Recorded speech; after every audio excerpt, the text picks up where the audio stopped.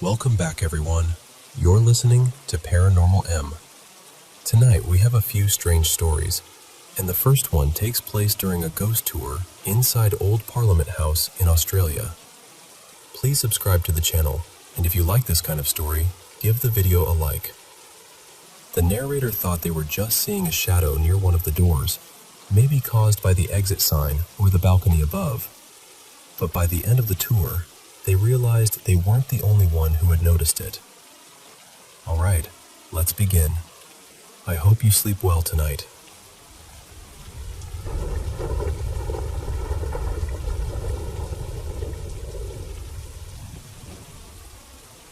So, for years, I kept this story tucked away as a little campfire tale. You know, the kind you tell with a half smile like, well, it was probably just the lighting. And honestly, that's what I believed for a long time. Back in 2019, my friend Nora and I were suddenly put in charge of a 5-day activity program for a group of 12 young adults, all around 18 to 26 from our youth organization. We were barely older than them ourselves, so we were very much figuring it out as we went. The program was in Canberra, Australia, and the group had asked for science-focused activities. Somehow, Nora and I pulled together a pretty solid schedule. We took them to the Dinosaur Museum, got them into a few lab spaces, did the usual Canberra things, including Questacon. But we had only been handed the whole event about a month before it started, and these participants had paid a lot of money to be there, so we were scrambling a bit. I've always loved creepy stories, and since Canberra has plenty of old government buildings with ghost rumors attached to them, I jokingly suggested we do a ghost tour at Old Parliament House on the final night. To my surprise, the group loved the idea. So, off we went. Old Parliament House opened in 1927 and served as Australia's parliament until 1988, when the current Parliament House replaced it. Now it's a museum. A lot of the buildings in that central government district have haunting stories attached to them. Most are the usual sort of thing. Footsteps after closing, strange sounds, shadows where shadows shouldn't be. Nothing too dramatic, at least not on paper.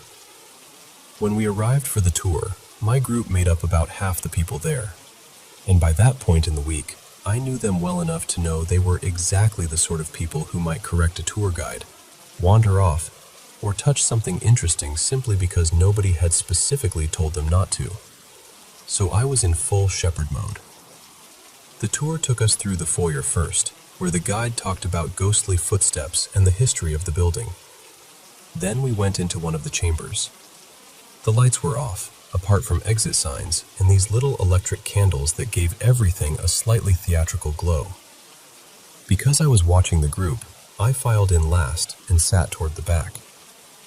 The chamber had rows of seats arranged in a kind of curved shape on the ground floor, with balconies above for the public, media, staffers, and so on. We were seated below. The whole time the guide was talking, I was only half listening. I was mostly counting heads, making sure nobody had drifted away into the dark like an adventurous raccoon. And then, I noticed something. Out of the corner of my eye, I kept seeing what looked like a man standing in the shadows beneath one of the balconies, near a doorway. Not clearly. Not enough to point and say, there he is. More like a shape my brain kept catching before I looked directly at it. Every time I turned my head, there was nothing there. So I told myself it was just the exit sign, or the angle of the balcony, or the way the dark gathered in that particular corner of the room. A trick of the light. Nothing more. But it kept happening. Again and again, that same shape. A man leaning there in the shadows. Eventually, the guide finished in that room and started moving everyone along. One person from my group stayed behind to talk to the second guide, which did not surprise me at all. She was usually the first to raise her hand with a correction or a question. Another person from the public stayed behind too. I braced myself because I thought, here we go. Someone's about to start a very intense conversation. The stranger was very polite and said to the guide, I'm sorry to bother you, but I have to say something. I'm sensitive to these things, and there's something in this room. At that point, I thought my group member was going to have an absolute field day with it. But instead, she said, "Yes, me too. That's why I stayed behind. There's a man." The stranger immediately said, "Yes, there is. And he was standing..." And my group member finished the sentence, "Right there." And both of them pointed to the exact spot where I had been seeing that figure all night. That used to be where I ended the story. A strange coincidence. 3 people, all in different parts of the room, all seeing or sensing the same man-shaped shadow. Still, I told myself there had to be some architectural reason for it. Maybe the balcony cast a certain shape. Maybe the lighting made that corner look human. For years, that explanation was enough. Then, much later, a video about ghost stories at Old Parliament House came up in my feed. I watched it mostly because I was bored, and because I've always had a soft spot for strange little Canberra stories. Most of the video was the usual stuff. Old building sounds, echoes, pipes, footsteps.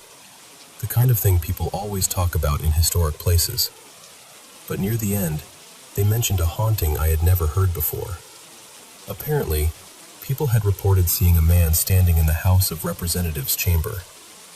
And suddenly, that little campfire story didn't feel quite so little anymore.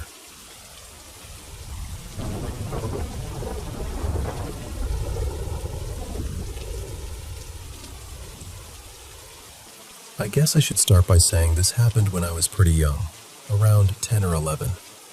My little brother Milo was maybe 7 or 8 at the time, and we were living with my mom in a house right behind a Catholic church. The church had been there for years, but we didn't know much about it back then. To us, it was just the building behind our backyard. Later, I found out it had once been a convent, a place where nuns had lived. Things started not long after my mom's boyfriend moved in. He wasn't exactly a kind person, and the house felt different once he was there. He brought this heavy feeling with him, like the air had gotten thicker. About a month after he moved in, my brother and I started hearing things at night. It usually happened right before we fell asleep. 3 or 4 nights a week, we would hear a woman's voice. Sometimes it sounded like she was saying, "Sleep." Other times, it sounded more like, "Soul." But most often, it was just a gentle hush, like someone trying to calm us down. The strange thing is, we weren't really scared of it at first. I know that probably sounds odd, but it didn't feel threatening. It felt soft, almost comforting, like someone was trying to settle the house down. Around that same time, Milo started sleepwalking. It happened often enough that I got used to waking up and checking on him. A lot of nights, I would find him standing in the dining room or the kitchen, facing the big window that looked out toward the backyard and the church beyond it. He would just stand there, completely still, staring outside. That went on for a couple of months. Then one day, a friend of mine, Carson, who went to Sunday service at that church, told me it used to be where nuns lived. I didn't even know the word for it at the time. Later, I learned it was called a convent. That was when I started getting curious. After school one afternoon, Carson and I went to his house and asked his parents what they knew about the church. Most of what they told us was ordinary history, dates and renovations and things like that. But one part stuck with me. They said that sometime in the early 2000s, old graves connected to the convent had been moved so the church could make room for a school. That was the moment everything began to feel different. After that, I started paying closer attention when Milo would sleepwalk. I would follow him quietly and try to see what he was staring at through the window. Every time, his gaze seemed fixed on the same place, the statue of the Virgin Mary near the church grounds. Then one night, I saw something there. It looked like a nun standing beside the statue. She was dressed in black, completely still. But the part I'll never forget is that she didn't have a face. Not a shadowed face. Not a blurry face. Just nothing where a face should have been. I remember freezing. My whole body went cold. Whatever comfort I had felt from the voice before disappeared in that instant. A few days later, I finally told my mom. That was when she told me she had been experiencing things too. She said she had started having sleep paralysis at night. During it, she would see a woman in black standing nearby. A woman with no face. Then she told me something even stranger. Her boyfriend had been waking up with bruises and bite marks on his arms and legs. He didn't know where they were coming from, and nobody in the house could explain them. The strangest part is what happened after he finally left. He didn't leave on good terms, and I remember the whole house feeling tense for a while. But almost immediately after he was gone, the activity stopped. The voices faded. Milo stopped sleepwalking as much. My mom's sleep paralysis eased up. It was like whatever had been there didn't care about us. Or maybe it had been trying to protect us. I don't know. I still don't have a clean answer for any of it. This all happened about 20 years ago, and for a long time I didn't think about it much. But recently, I moved back into that house temporarily while I was transferring my things from my old apartment to a new place. Being there again brought it all back. The window. The church. The statue in the yard. And that strange year when something faceless seemed to be watching from the edge of the dark.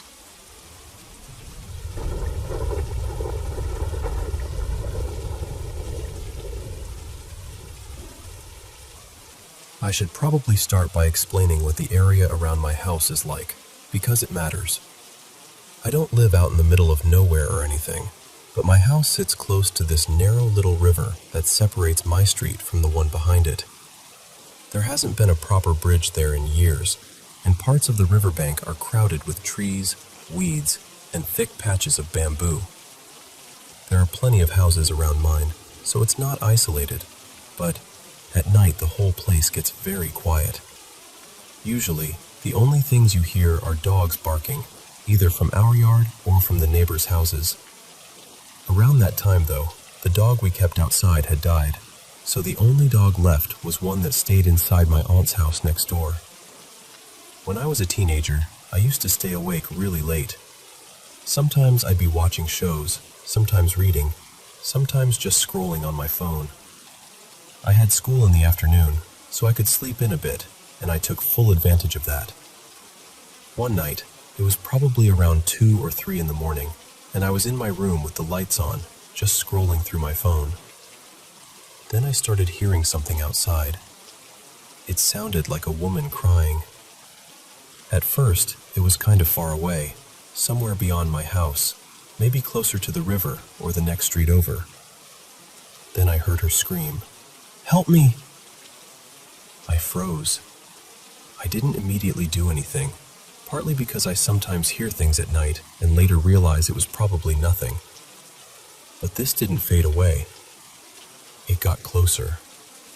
The crying was messy and breathless, like she was running or struggling to catch air.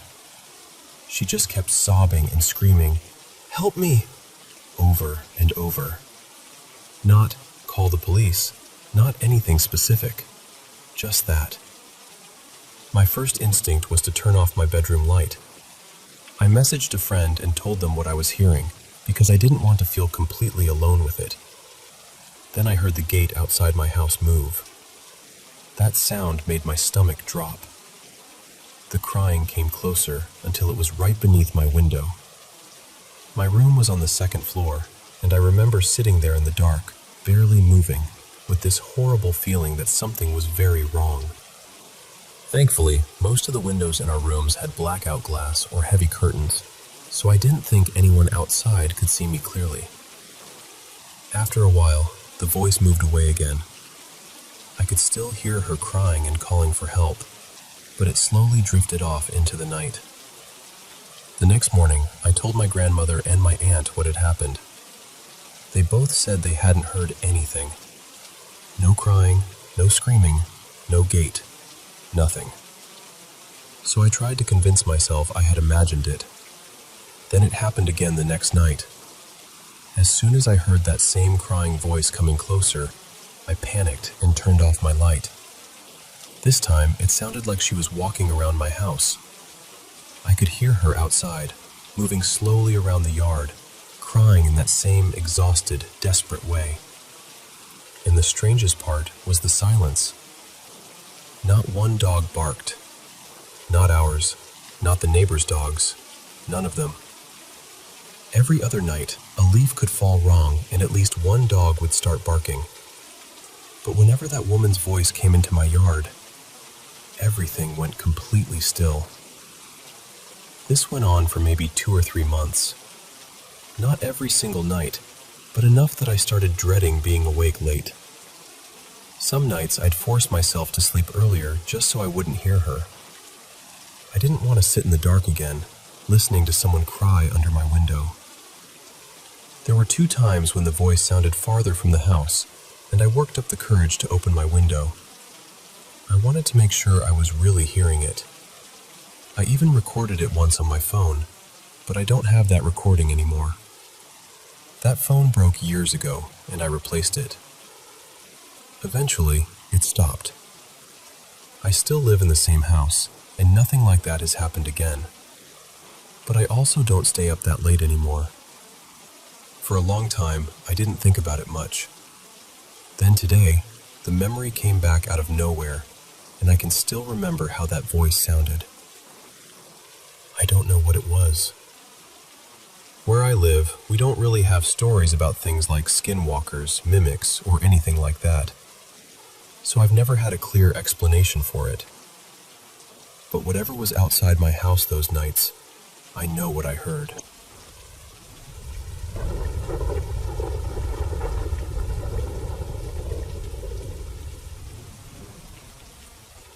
I want to share something that has stayed with me for years, and I hope you'll hear me with an open heart. When I was 22, about 13 years ago, I had a very close guy friend named Rivan. He had a girlfriend, but we would still spend time together around our neighborhood, talking, hanging out, and sometimes noticing other girls nearby. Even then, I had this strange, uneasy feeling about him. I could never fully explain it. It was just there. One day, we had a fight. I think I had become too available in his life, too present, and his family started making jokes about me. That hurt me more than I admitted at the time. I said some things in anger, and after that, I stopped speaking to him. He tried to apologize through a mutual friend, but I wasn't ready to accept it. 13 months later, he passed away. Years after that, in 2018, I was giving tuition to 3 children and also to a younger cousin. Their father gave me the same kind of heavy, uncomfortable feeling. I noticed it, but I ignored it because I needed the money, and I didn't want to sound strange by bringing up anything that felt too spiritual or paranormal. Within a year, he also died. There was another time when I told someone that their brain tumor would improve on a certain date. I don't even know why I said that date. It just came to me. And I swear, on that exact day, they started getting better. They were no longer bedridden. When I was a child, there was a girl who bullied me. I never fought back, but deep inside, I always carried this knowing, this feeling I couldn't name. Later, I heard from a mutual friend that she had died too. A family member of mine once passed away with no husband, no children, and almost nothing left behind. Before she died, I met her, and she said something I have never forgotten. She told me, "Everything you say about anyone will become true." That sentence has followed me like a shadow. A couple of years after COVID, I fell from my scooter and injured my chest. Later, a cousin, whom I'll call Armin, came to my house to attack me after a verbal argument turned ugly. Since then, it has been 2 or 3 years, and I have been avoiding surgery because of swelling in my chest. This year, I prayed to God for a tuition job so I could pay my bills. And strangely, after 8 years, I finally got one. But the truth is, I have also been cursing Armin quietly in my heart every day. And now I feel scared. If something happens to him, what am I supposed to think? Are all these things just coincidences? Or is there some kind of energy around me that I don't understand? I'm not saying I know the answer. I'm just trying to make sense of it all, respectfully and honestly.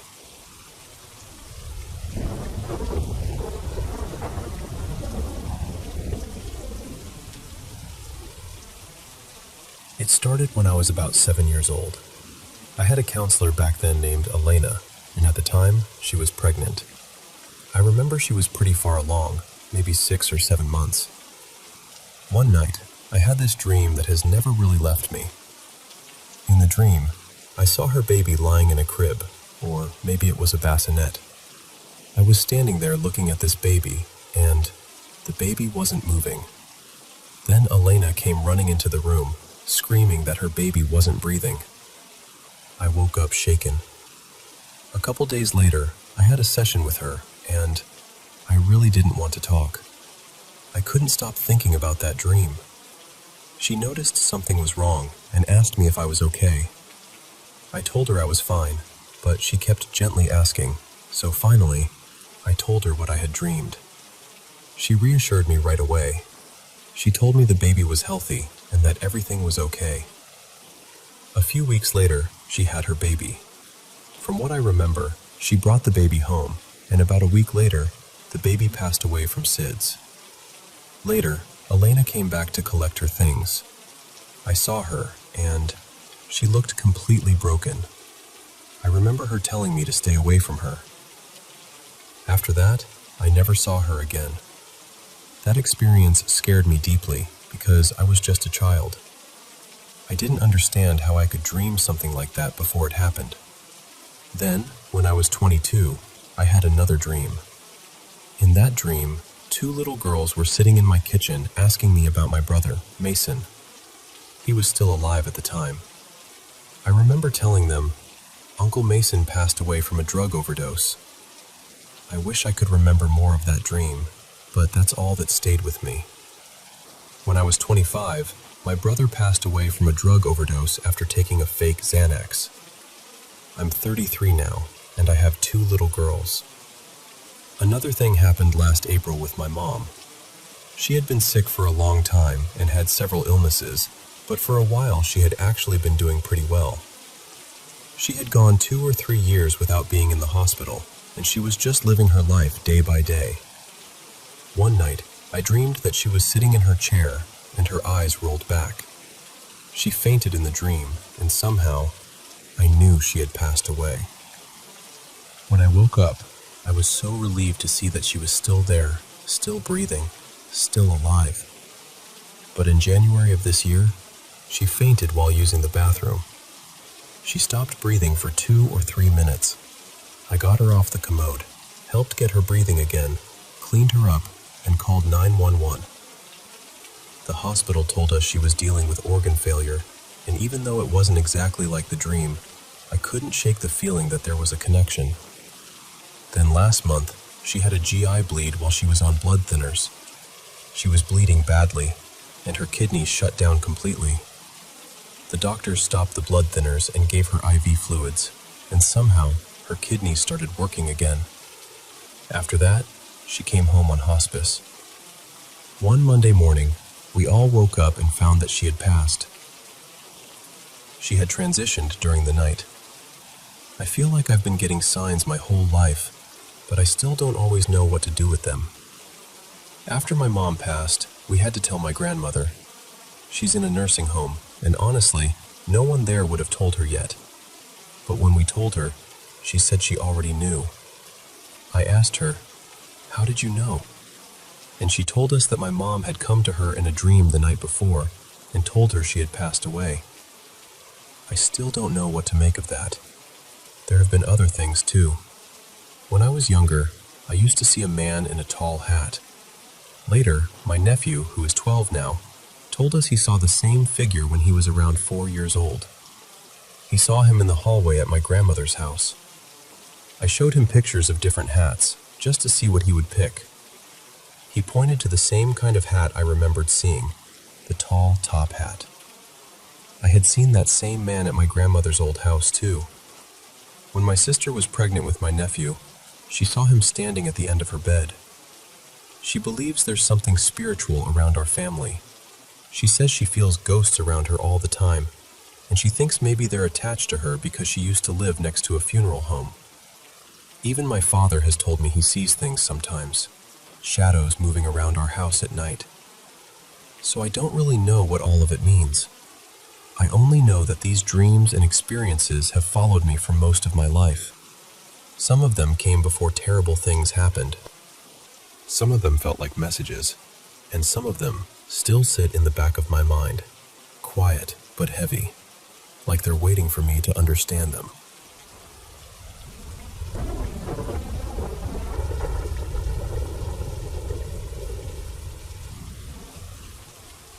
I had a really strange experience earlier, and I'm still trying to make sense of it.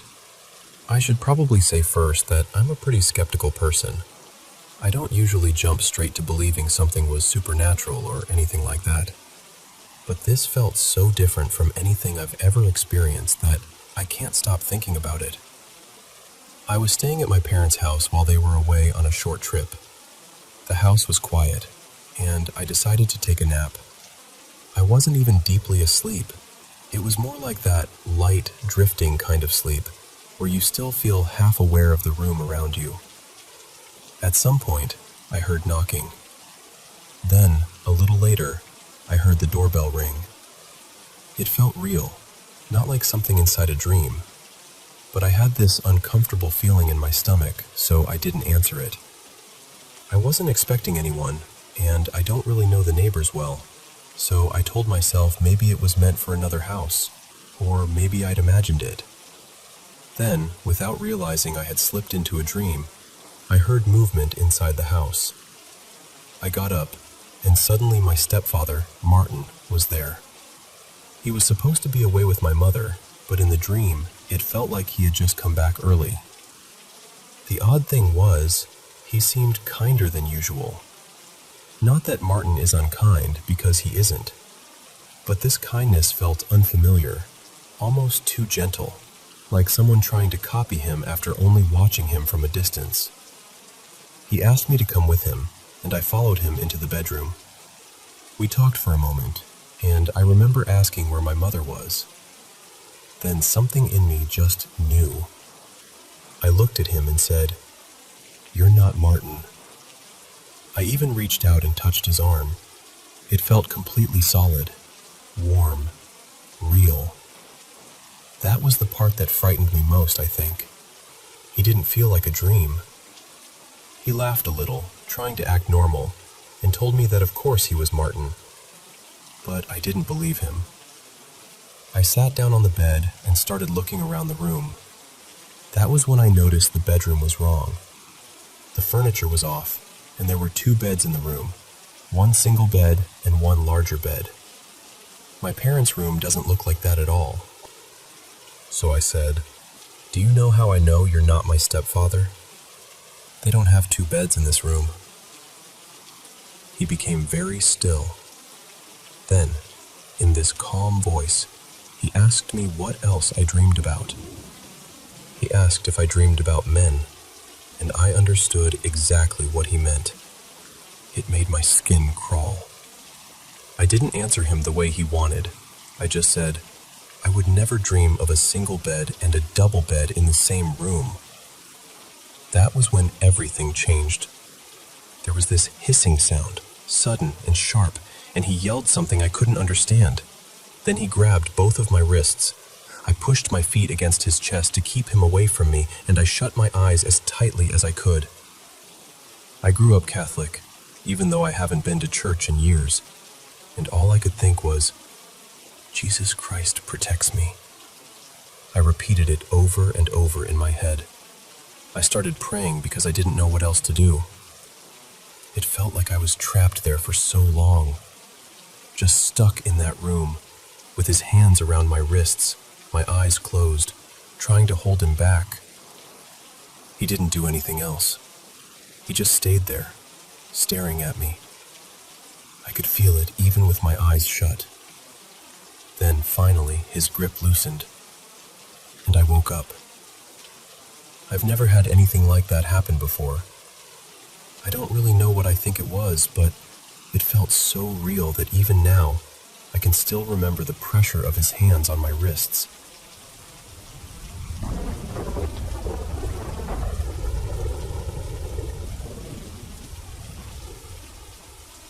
I need to start by saying that I work in a hospital, and this is one of those experiences that still leaves me completely stunned when I think about it. I've been a nurse at this hospital for several years now, and part of my job involves coordinating with radiology for patients who need scans, x-rays, and things like that. So over time, you get familiar with certain people from other departments, even if you're not exactly close with them. There was this older man in radiology named Martin. We weren't friends outside of work or anything like that, but whenever we crossed paths, we'd make a little small talk. He was always kind, just very calm, easygoing, the sort of coworker who made a hectic shift feel a little less sharp around the edges. This happened in December. At that time, I had a lot going on in my personal life. Some exciting things, but also just enough happening that my brain felt scattered. And with hospital schedules being what they are, it's not unusual to go weeks, sometimes even longer, without seeing certain coworkers.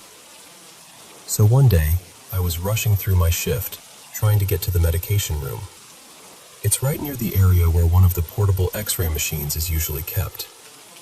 As I was walking by, I saw Martin standing there, messing with the x-ray machine. He looked like he was trying to unlock it or move it, but he seemed to be having trouble. I was busy, really busy, and honestly, I wasn't planning to stop and talk. I was just going to slip into the med room and keep moving. But then this feeling came over me. Not dramatic, not loud, just this quiet little push inside me that said, "Say hi to him." So I did. I said, "Hey Martin, how are you? I haven't seen you in a while." And he looked at me and said, "Hi, I'm doing really good. How are you?" I told him, "I'm exhausted, honestly, but it's okay. I'm going on vacation soon for a couple of weeks, and I'm really excited." Then we had that normal coworker goodbye. You know, nice seeing you. Have a good rest of your shift. That kind of thing. And then I went into the medication room. I was only in there for maybe 2 minutes. When I came back out, Martin was gone. But the x-ray machine was still sitting there.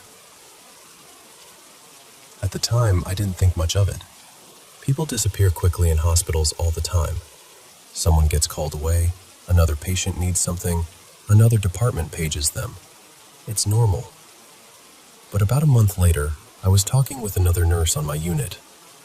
We were discussing a doctor who had recently passed away, and she said something like, "It's so sad.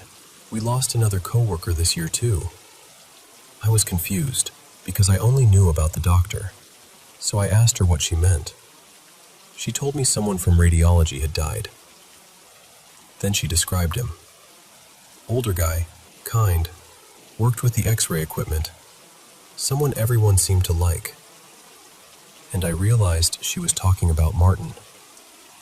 My heart just dropped. I felt awful. I assumed he must have passed while I was away on vacation or shortly after. But then she pulled up his obituary. And that's when everything inside me went cold. It said he had died in August. August. 4 months before I saw him. I immediately thought back to that exact moment in December. I know it was December. I know it was right before my vacation because I had told him I was about to leave for a few weeks. I remember where I was standing. I remember him by the x-ray machine. I remember the conversation. I spoke to him. He spoke back. And according to the obituary, he had already been gone for months. His death had been sudden and tragic, which makes the whole thing even more heartbreaking. I still don't know what to do with this memory. I don't know where to put it in my mind. But looking back, certain things feel different now. I hadn't seen him in a long time before that day. Something in me told me to stop and say hello. He was trying to move or unlock the machine, but couldn't seem to get it working. And after that day, I never saw him again. Obviously. I don't know what happened. I don't know if it was grief, exhaustion, some strange trick of the hospital lights, or something I'll never be able to explain. But I know what I saw, and I know who I spoke to.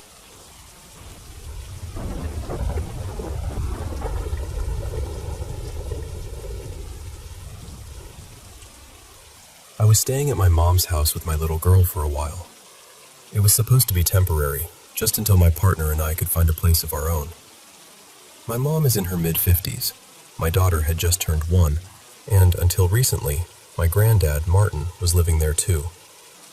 He passed away a little over 2 weeks ago. His room is right across from mine, and when I say right across, I mean close enough that if both doors were open, it felt like we were almost sharing the same air. The other night, around 10, I was in my room getting ready. I was doing my makeup, trying to look nice so I could take a few pictures and maybe film something for my boyfriend. The house was quiet in that heavy, late-night way. Then I heard footsteps. They were coming from my granddad's old room. Slow, dragging, uneven, exactly the way he used to walk. I stopped what I was doing and just stared at my mirror for a second. I tried to calm myself down.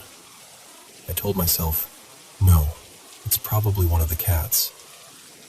We have a few of them, and they get into everything, so that explanation felt easy enough to grab onto. But deep down, I knew the sound was heavier than that. My mom had already been saying strange things had been happening. She told me her bedroom door had been locking by itself, and she kept feeling like someone was watching her. I didn't take it seriously at first. I told her she was probably just grieving and letting her mind run wild. The thing is, we've had odd experiences before. When my grandma passed back in 2023, we used to hear what sounded like her cane tapping across the wooden floor at night. My boyfriend once told us he heard a woman's voice in the kitchen saying, "Nobody appreciates anything I do around here." He had never even met my grandma. But when he repeated those words, my mom and I just looked at each other, because that was exactly the kind of thing my grandma used to say when people didn't like her cooking. Still, I always tried to explain things away. I would blame the house, the cats, the pipes, grief, anything. Until that night. Later, sometime after midnight, maybe close to 1 in the morning, I turned off my air conditioner and the TV, because all the noise was making me feel overstimulated. Once everything shut off, the whole house went silent. It was just me and my daughter in the room. I was trying to get her to go to sleep, and I remember gently fussing at her, telling her it was too late for her to still be awake. And then I heard my middle name, clear as day, right outside my door. Not from down the hall, not muffled, not far away. Right there. The only person in that house who ever called me by my middle name was my granddad. For a second, my mind scrambled for an explanation. I thought maybe my mom had passed by my door and was telling me to quiet down. She does that sometimes. So I called her. She answered half asleep. That was the moment my whole body went cold. Because if she was asleep, then she wasn't standing outside my door. I just sat there staring at the door, unable to move. My heart dropped so hard it felt like my chest had turned hollow. I know what I heard. It wasn't faint. It wasn't something I had to strain for. It sounded like someone was standing on the other side of the door, saying my name with patience. That's the part I keep thinking about. It sounded patient, like whoever or whatever said it knew I had heard, like it was waiting for me to answer. And that hasn't been the only thing. Since my granddad passed, things have fallen from shelves even though they were placed securely. I felt my blanket tug at night when nobody was near me. Sometimes his bedroom door rattles softly, almost like someone is trying to open it but can't quite manage the handle. Then yesterday, that door actually swung open. That door doesn't just open on its own. It opens inward, and the hallway doesn't have any air blowing through it. The house is old, so you have to turn the handle and push hard because the door sticks against the frame. My mom was about to walk down the hallway toward the laundry room when she saw it open by itself. She completely panicked. Now we're trying to have a pastor come over to pray over us and anoint the house, because I honestly can't sleep in my room anymore. My daughter and I have been sleeping in my mom's room instead. My mom is Christian, and she believes my granddad accepted God before he died, so he should be at peace. And maybe he is. But then I keep asking myself, what is still here? Why does it still sound like someone is walking around in his room at night? I know I've been tired. I know grief can do strange things to people. Part of me wants so badly to believe I'm just exhausted and imagining things. But I can't explain that voice. I can't explain hearing my name that clearly. And I can't stop thinking about how close it sounded. Right outside my door. Waiting.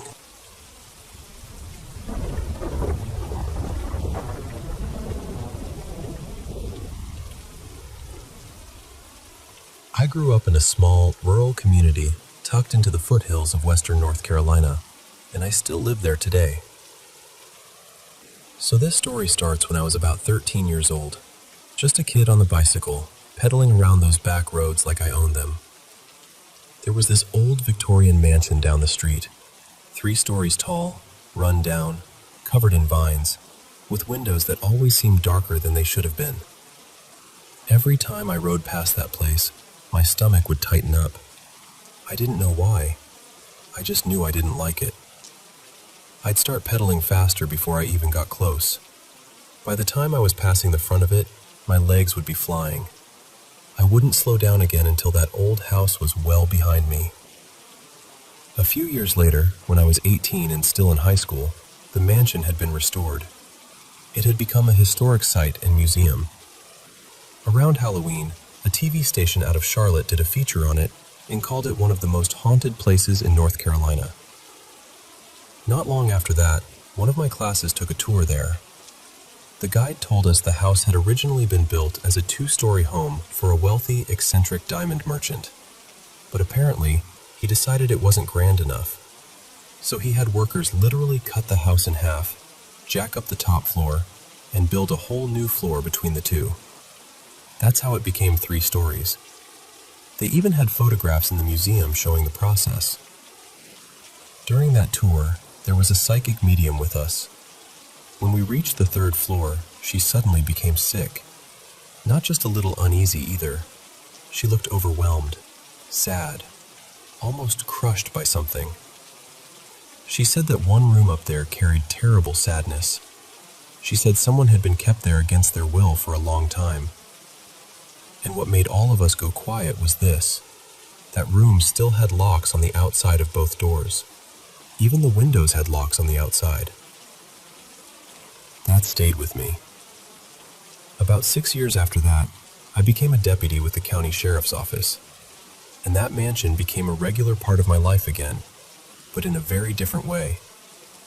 The alarm there went off constantly. Hardly ever an entry alarm.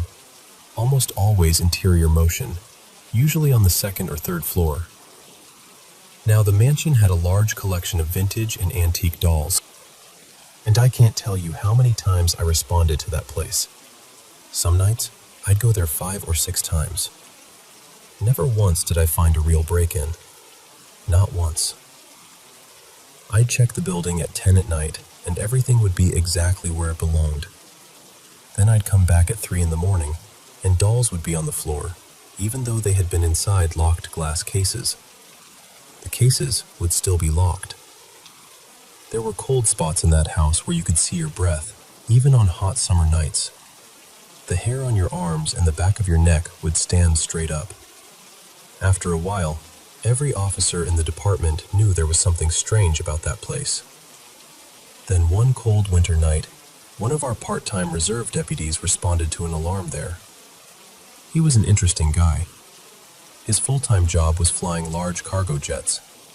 He'd been a professional pilot most of his adult life, but becoming a deputy had been a lifelong dream for him, so he helped us part-time whenever he could. That night, I started heading toward the mansion too, mostly because it was a long, quiet 12-hour shift, and there wasn't much else happening. Before I got there, he cleared the call and asked me to meet him at a small country grocery store parking lot. When I pulled in, I could tell right away something was wrong.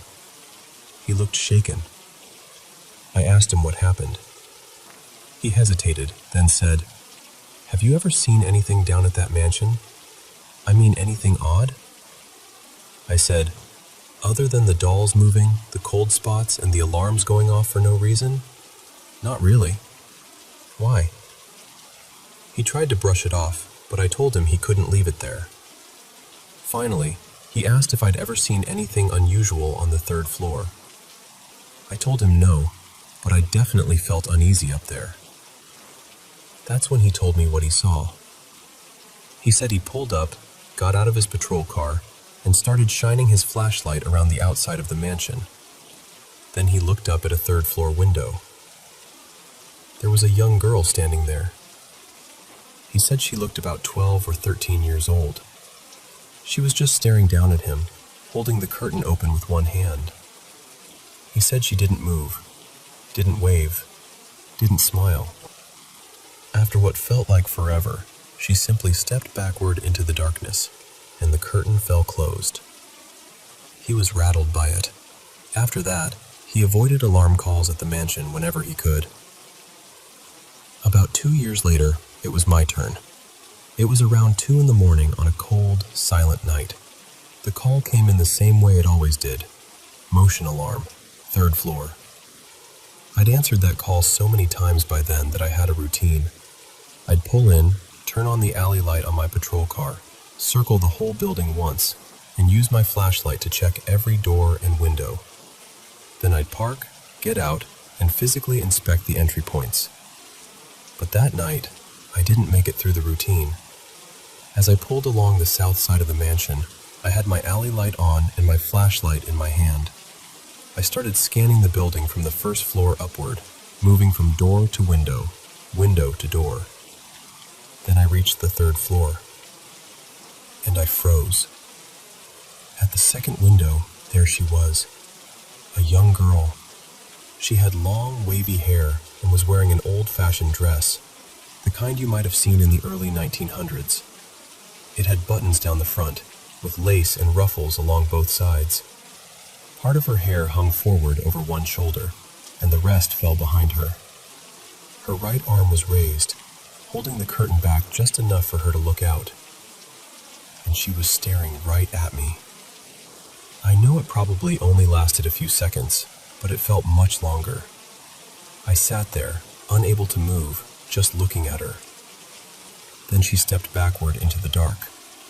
The curtain swayed where she had let it go. I felt a chill run straight up my spine, and I don't use that phrase lightly. I was scared. I still searched the house because that was my job, but I'll be honest with you, I searched it quickly. I found nothing. No open doors, no broken windows, no one inside. I cleared the call and didn't tell anybody what I'd seen for a long time. Maybe a year or two later, I was working with that same reserve deputy again. We pulled over one night to talk, and I finally told him. I said, "You know, I never told you this, but I saw her too." He looked at me, and I described her. The girl in the third floor window. The dress with the lace and ruffles. The way she just stood there, staring, not blinking, not smiling, not moving. then stepping back into the darkness.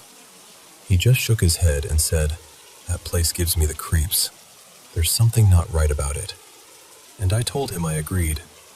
Over the years, other officers saw her too, always in that same third-floor window, never waving, never smiling, just watching. And then she'd be gone.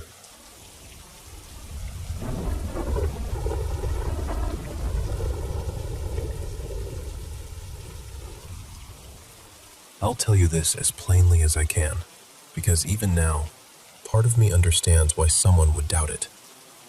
This all happened back in 2023. The first version of this story was much longer, honestly. I wrote down every little thing, every strange moment, every reason I became sure I wasn't just misremembering or imagining things. But it ended up being more than 30 pages, so I had to cut it down to the bones. And I know how it sounds, I really do. I was a skeptic before all this. I was sober the entire time. I don't have any history of psychosis. I wasn't looking for something supernatural. I just wanted to understand what was happening in my own house. It started after I let a friend stay with me for a few weeks. I'll call him Z. That was one of the worst decisions I've ever made. He trashed my home, screamed at me constantly, and then refused to leave for months. In the end, I had to get a restraining order. I agreed to hold on to his belongings until the police allowed him to collect them. And then the house changed. At first, it was little things. Objects showing up where I definitely hadn't left them. Sounds from other rooms, doors opening, things being dropped. Not once or twice, but over and over, day and night, for weeks. I tried to be rational. I really did. I checked myself constantly. I made sure I wasn't just being forgetful, but it became too frequent to explain away. Then I started seeing shadows at the edges of my vision. They would vanish the second I looked straight at them. One night, I was hanging Z's clothes outside after washing them, because the smell had been driving me mad. I looked back toward the house and saw the sliding glass door wide open. I knew I had closed it. Then I noticed one of his wet shirts was back inside, sitting on the coffee table. It had been folded neatly, with the image on the front perfectly displayed. It was Hannibal Lecter, except the way it was folded made the antlers on the design look like they were growing straight out of his head. I tried to act brave. I actually said out loud, "Very funny. You're real scary, aren't you?" I didn't feel brave, not even close. Then I turned around. The sliding door was wide open again. Later, I found strange things arranged on the chest where I kept my paperwork. The broken head of an ornament. A few items that had belonged to my father. Things that had no reason to be in my house at all. And there was this smell coming from the chest. A heavy, awful smell. Like death. I was convinced I was about to find something terrible inside. I tried the combination lock, but it wouldn't open. The numbers had somehow changed. That was when I broke. I ran to bed, curled up in the dark, and whispered, "Please help me. There's something in the box." And then I realized there was something in the bed, under the covers. I had partly laid on top of it. It was warm, solid, still. Like it knew I had noticed and was hoping I would pretend I hadn't. It felt too small to be a person, too big to be an animal. Maybe 3 or 4 feet tall. I'm ashamed to admit this, but I was too scared to pull the covers back. I just lay there, frozen, trying not to react. Eventually I whispered, "Please, I need a clue." When I went back out, Z's tarot deck was sitting on the kitchen counter. Apparently that was the clue. At dawn, the smell from the chest was gone. I managed to break the lock, and thankfully, there was nothing inside but paperwork. Another day, I found a page from Z's sketchbook placed at the foot of my bed. It had a threatening poem on it. It wasn't newly written. The date on the page was from before he ever moved in, so it clearly hadn't been written about me. but I know, with absolute certainty, that it had not been on my bed earlier. I lost my temper. I shouted, "Show yourself!" The glass door was suddenly yanked open. Then I heard someone scrambling over the fence. A car door slammed. I ran outside just in time to see a car tear away from the street. And behind it, chasing inches from the bumper, were red-tailed black cockatoos. Maybe 20 of them. It couldn't have been Z. He didn't know how to drive. When I went back inside, the entry room was full of wasps. I still don't understand how. The door had only been open for a moment. I shut myself in my bedroom and tried to ignore the thudding and scraping against the window behind me. When I finally got the courage to look, there were dozens of plant pots piled up against the glass.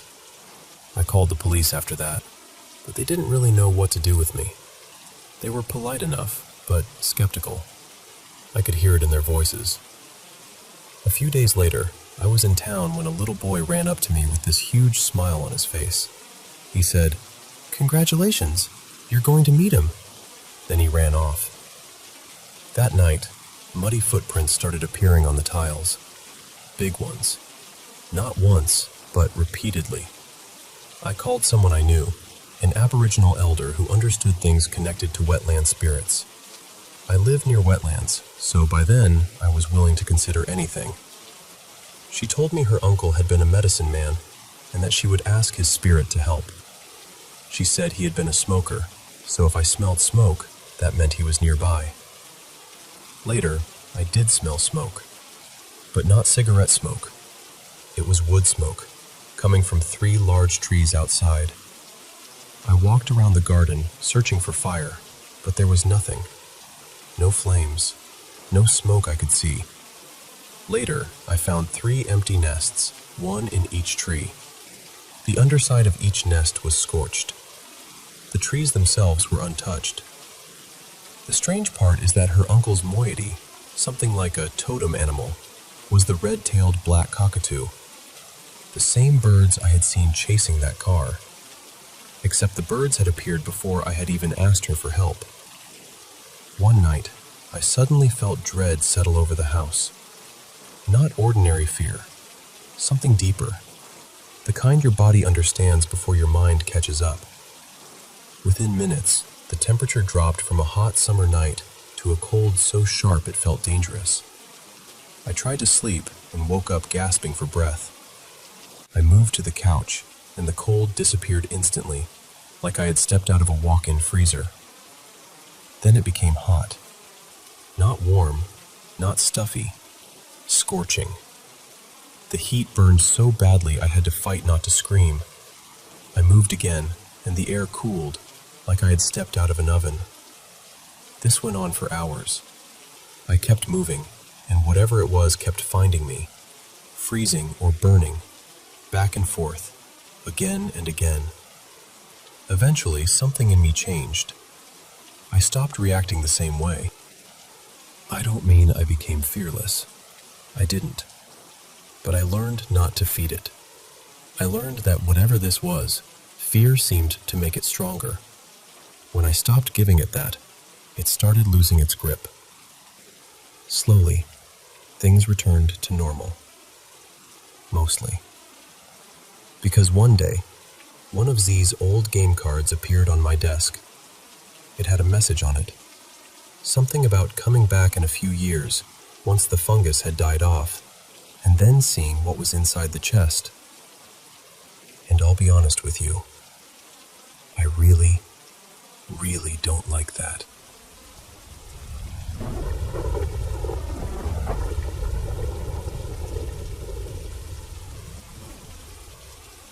I heard this story from a full-time staff member I used to know. I'll call him Dean. Dean had worked for the city for most of his life, moving between different community centers over the years. But there was one place he always spoke about differently. South Common Community Center. That building had a strange history. This happened one night before I was even born. Dean was working the night shift. He had already finished most of his chores, so he was sitting in the library, watching videos on the computer. The whole place was empty except for him and his supervisor, Shane. Now, Shane had a habit. Whenever he wanted Dean to get moving again, he would bang on the metal gates to get his attention. So while Dean was sitting there, he suddenly heard it. Bang, bang, bang. Then a voice called out his name. Dean, hey, come on, time to get back to work. Dean turned off the computer and walked down to the workshop, thinking Shane was waiting for him. But when he got there, Shane was asleep in a chair. Dean tapped him on the shoulder, and Shane woke up irritated, asking what he wanted. Dean said, "Didn't you just call me?" And Shane looked at him and said, "I've been asleep the whole time." That was enough for Dean. He was so shaken that he spent the rest of the shift hiding in the shop, waiting for morning. Years later, after Dean had transferred to another center, something else happened in that same building. A friend of his was working a night shift at South Common, while a professional cleaning crew was there steam cleaning the library carpets. It was 2 women, and the part-timer on duty was supposed to keep an eye on them. At one point, he stepped into another room for just a moment. When he came back, the police were at the door. One of the women had run out of the building in a panic and driven to a nearby community center to call for help. She said something, or someone, had attacked them in the library. The police searched the entire building. They found nobody. That woman was so terrified that she quit right then and there. From what I was told, she took a job in a kitchen afterward because she wanted morning shifts only. She never wanted to work nights again. After hearing those stories, I started asking around. And the strange part is that a lot of long-term staff already knew about South Common. People who had worked there said they heard their names being called when no one was there. They saw figures. Doors slammed on their own. Metal gates shook like someone was trying to get their attention. Eventually, the building was demolished and replaced with a new one. But I've been to that site at night, and even with the old building gone, there's still something off about it. The air feels colder there. Not just regular cold either. It has that heavy feeling, like the place remembers things. Like something is still watching from where the walls used to be. And honestly, it made me think about my own experience. Mine wasn't as scary because it happened in the afternoon, but it still bothered me. I was home alone one day when I suddenly heard my mom calling me. I answered, "What?" a few times, but nobody replied. My parents used to do that sometimes, call me and then not answer when I called back, so I got annoyed and left my room to see what she wanted. But no one was there. I checked everywhere. The garage, the backyard, the living room, the basement, my siblings' rooms, my parents' room, even the driveway. Nothing. I was confused, but mostly irritated, so I went back to my room. Then it happened again. My name was called, and right after that, there was knocking on the door. This time, I ignored it. I stayed in my room and refused to go looking again. I didn't come out until I heard the front door open, because that meant someone had actually come home. That happened a little over 10 years ago, and I don't live in that house anymore. But I still remember the feeling of standing there, searching every room, knowing I had heard someone call me, and slowly realizing there was no one there.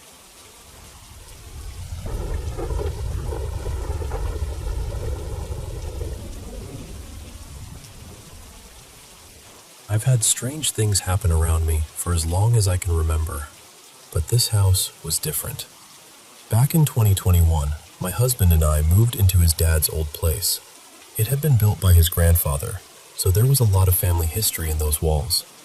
It was a decent-sized house, 4 bedrooms, 2 bathrooms, a living room, dining room, kitchen, and a little laundry room off to the side. When you walked in, the living room was on the left, and the dining room and kitchen were on the right. Then there was a hallway with 2 bedrooms on each side. At first, only 2 of the bedrooms were really usable because we were still remodeling. The first thing happened while we were still working on the house. It was me, my husband, and our 20-year-old son, Caleb. My husband had gone to bed earlier, and Caleb and I stayed up a little later. Eventually, we decided it was time to call it a night too. My husband and I were sleeping in the back bedroom on the right. Caleb was sleeping outside in the camper. The only other finished bedroom was the one across the hall, but my father-in-law had passed away in that room not long before, and none of us felt ready to sleep in there yet. So I went into our room, and my husband was already asleep, facing the wall. I climbed into bed and kind of curled up behind him. Caleb had already gone outside to the camper. A few minutes later, I heard what sounded exactly like Caleb's voice say, "Mama." Now, Caleb has always liked scaring me. He thinks it's hilarious. So I turned my head and said, "What?" Nothing. No answer at all. I got irritated because I thought he was standing there messing with me. So I rolled over onto my left side, facing the bedroom door, thinking, "All right, I'll catch you this time." Not even 5 minutes passed. My eyes were still open. Then I heard it again. "Mama." I sat straight up and ran into the hallway. I went through the living room, out the side door, and toward the camper. And there was Caleb, sitting inside with the light on, talking on the phone. There was no way he could have gotten back outside that fast and locked everything behind him. I knocked on the camper door and asked, "Did you just come inside?" He looked confused and said, "No, why?" I just said, "No reason," and went back inside, but I was terrified. I don't think I slept at all that night. The second thing happened a couple of years later, after the remodeling was finished. By then, my husband and I were using the back bedroom on the left as our room, the same room where his dad had passed. One evening, we were both in there folding clothes on the bed. We were standing close together, facing the same direction. Then I heard it, but it wasn't just hearing it. I felt it right against my neck. A voice said, "Get out." My whole body went cold. I turned and looked at my husband, and he was already staring at me. Before I could even ask, he said, "I didn't say that." I said, "You heard it too?" He nodded and said, "Yep." The third time was the worst. My husband and I were in that same bedroom. I was walking out of the room, holding a cup with papers tucked inside it, when something shoved me hard. I mean, violently. Everything in my hands went flying. The cup, the papers, all of it scattered across the floor. My husband saw it happen. He jumped up and said, "What in the world? Are you okay?" He told me later that it looked like something had pushed me, but there was nothing there. Nothing either of us could see. The next day, our middle daughter told us that something had grabbed her arm the night before. She said it squeezed her so hard that it left fingerprint marks. She didn't know anything about me being shoved. We hadn't told her yet. There's one more part to this, and I know it might sound strange. My husband had a friend whose wife claimed to practice witchcraft. We're Christians, so that already made me uncomfortable, but we had gone over to visit them once before the shoving happened. I had brought some of my rocks and crystals with me because I collected them at the time. She looked through them and told me one of them was a seeing stone. She said if you looked through it, you could see things that weren't from this world. I tried it at her house, and I saw something.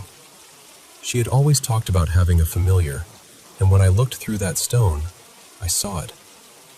I don't even like describing it. It looked dark and twisted, almost devilish. It scared me so badly that I stopped looking through it right then. But later, when we got home, curiosity got the best of me. I looked through it again, and I saw a woman standing in our bathroom, looking at herself in the mirror. Then she turned toward me. Half of her face was missing. I threw that stone away immediately. After the shoving happened, I prayed over the house and blessed every room. I meant it with my whole heart, and since then, nothing else has happened.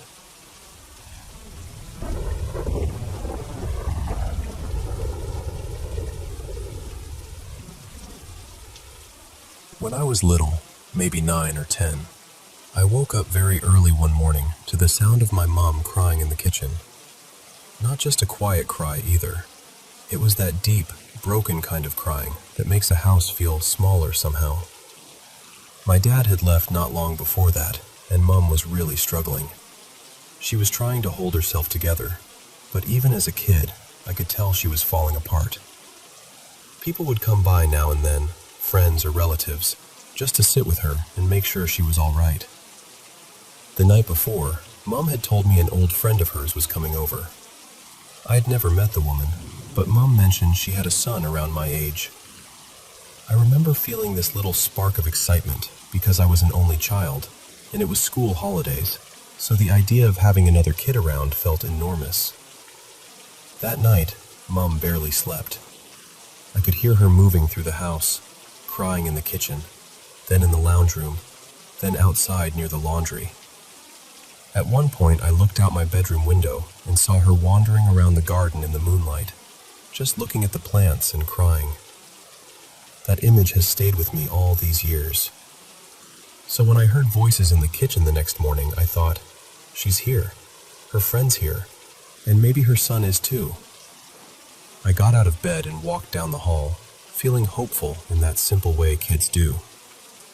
To get to the kitchen, I had to pass the laundry and the back door. And that's where I saw him.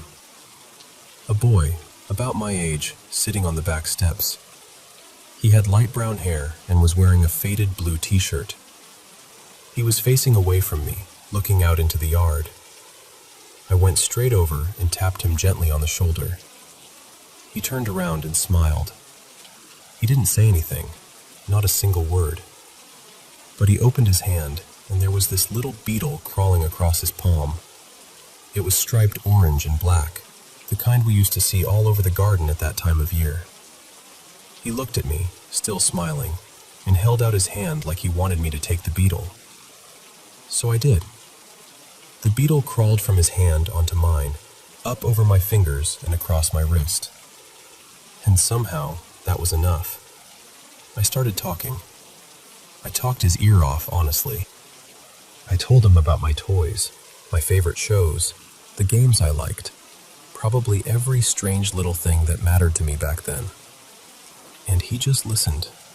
He didn't nod much. He didn't answer. He just smiled and followed me around the garden. It didn't bother me that he was quiet. I figured maybe he was shy, or maybe he had some reason he couldn't speak. Kids don't always need explanations for things. Sometimes someone sits beside you, and that's enough. For a while, it felt like I'd made a friend. After some time, I decided we should get snacks. I told him to come inside with me and said we could get cordial from the kitchen where our mums were talking. He followed me across the yard and back to the steps, but he wouldn't come inside. He just stood there at the back door, smiling at me, in the same spot where I'd first seen him. I told him it was fine, that he could come in, but he stayed where he was. So I went in without him. I walked into the kitchen, probably grinning from ear to ear, and told Mom and her friend that I'd been playing with her son and that he was really nice. The room went quiet. Mom looked at me strangely. Her friend did too. Then the woman gently said she was sorry, but she hadn't been able to bring her son with her that morning. I remember just staring at them, completely confused. Then I ran back to the back door. The boy was gone. There was no one on the steps, no one in the yard, no movement anywhere. Just a few of those orange and black beetles crawling over the concrete where he'd been standing. I never saw that boy again. And even now, after all these years, I still don't know who I spent that morning with.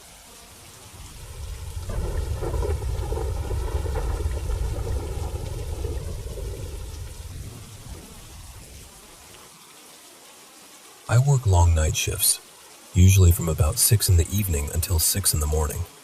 So by the time I get home, the whole world feels half asleep. Most mornings, I pull into the driveway just after sunrise, let myself in quietly, and the dogs barely react. They know my routine. They know the sound of my boots, my keys, the way I open the front door. My partner, Laura, is usually still asleep when I get in. She doesn't have to be up for work until later, so the house is normally still and dark when I walk through it. But one morning, a few months back, everything was wrong. I opened the door and there she was, standing at the far end of the hallway, just staring at me. She looked absolutely terrified. Before I could even ask what was going on, she ran straight toward me and ducked behind me like she was hiding from something. She kept saying, "Someone's in our room.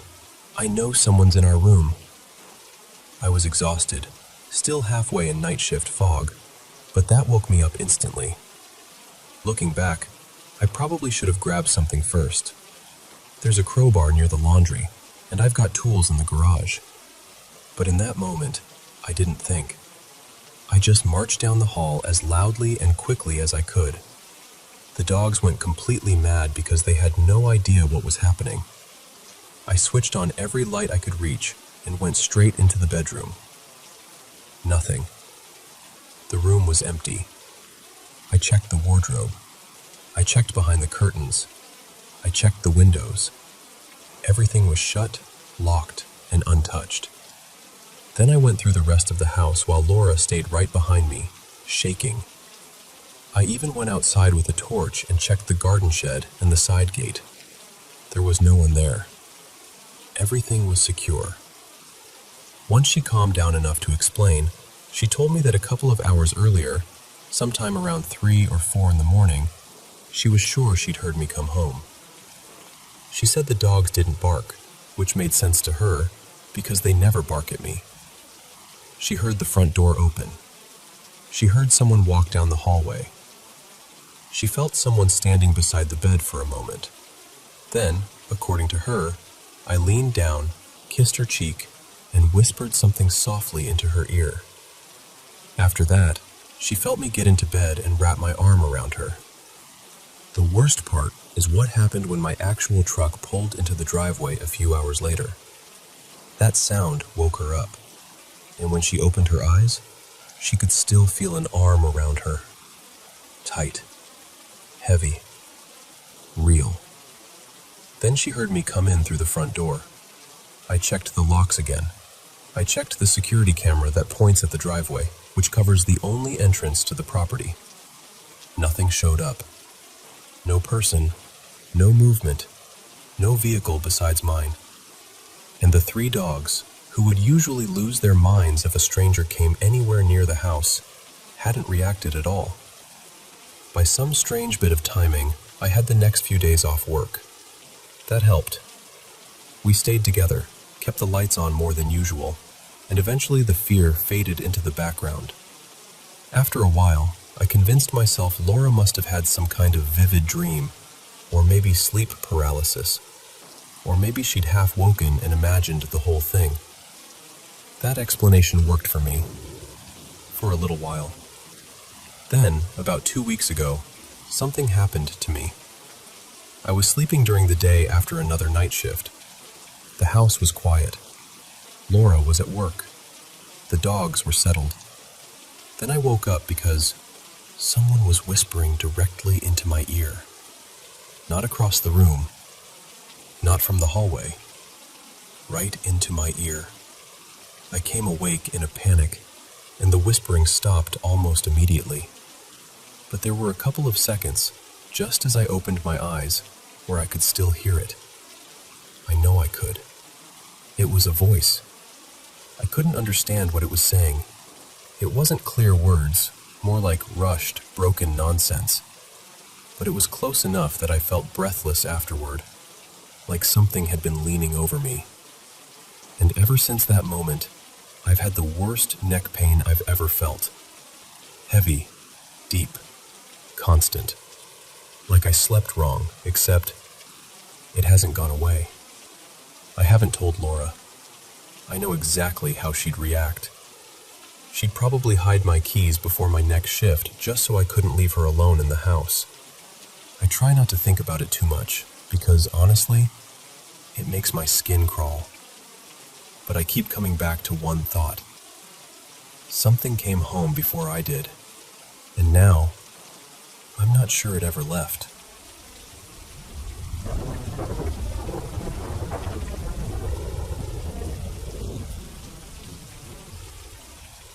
I want to start by explaining the layout of my childhood home, because it matters to the story. When you walk through the front door, the stairs went straight up to this tiny landing. There was a bathroom right there, with one bedroom on the left and another on the right. It was a really small space, almost like the whole upstairs paused for a second before splitting off into rooms. My bedroom was one of those rooms, and I slept on the top bunk. The head of my bed lined up almost perfectly with the doorway, which meant that if my bedroom door was open, I could see straight out onto that little landing. This happened more than 20 years ago, when I was around 10 years old. I was living there with my parents and my two brothers.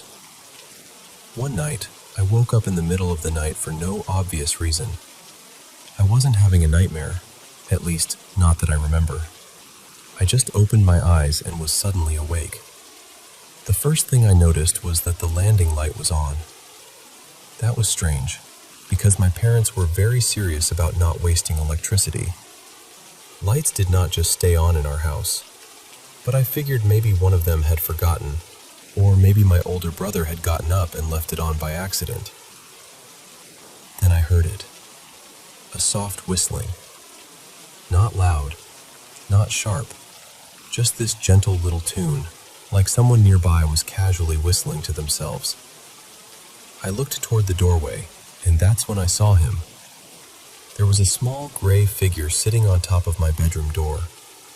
The door opened outward onto the landing, which was unusual, but because of that, I could see the figure clearly in the light.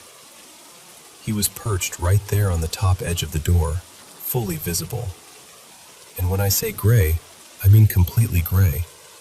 No face, no features, no clothes, no real details at all. He looked almost like a simple drawing of a little person that someone had colored in with a pencil. A rounded head, rounded limbs, not quite human, but close enough that I knew what I was looking at. The best way I can describe it is that he looked like he had stepped out of an old black and white television show and somehow become real. At first, I was more confused than scared. I sat up in bed and stared harder, thinking maybe my eyes were playing tricks on me. But he was still there. The light was on. There weren't any shadows moving around. Nothing was flickering. I could see the landing, the door, and that little gray figure sitting on top of it. I don't remember him moving. I just remember the whistling, and the way he sat there like he belonged in the quiet of the house. The next morning, I told my parents and my brothers what I had seen. They laughed. Not in a cruel way, really. More like they thought I had dreamed it or imagined it. And honestly, the story became a family joke after that. Even now, years later, someone will bring up the little gray man on the door and laugh about it. But I still think about it, because I know I was awake. I know the light was on, and I know what I saw sitting there. So I have to ask, has anyone else ever experienced something like this? Because more than 20 years later, I still wonder what in the world that little gray figure could have been.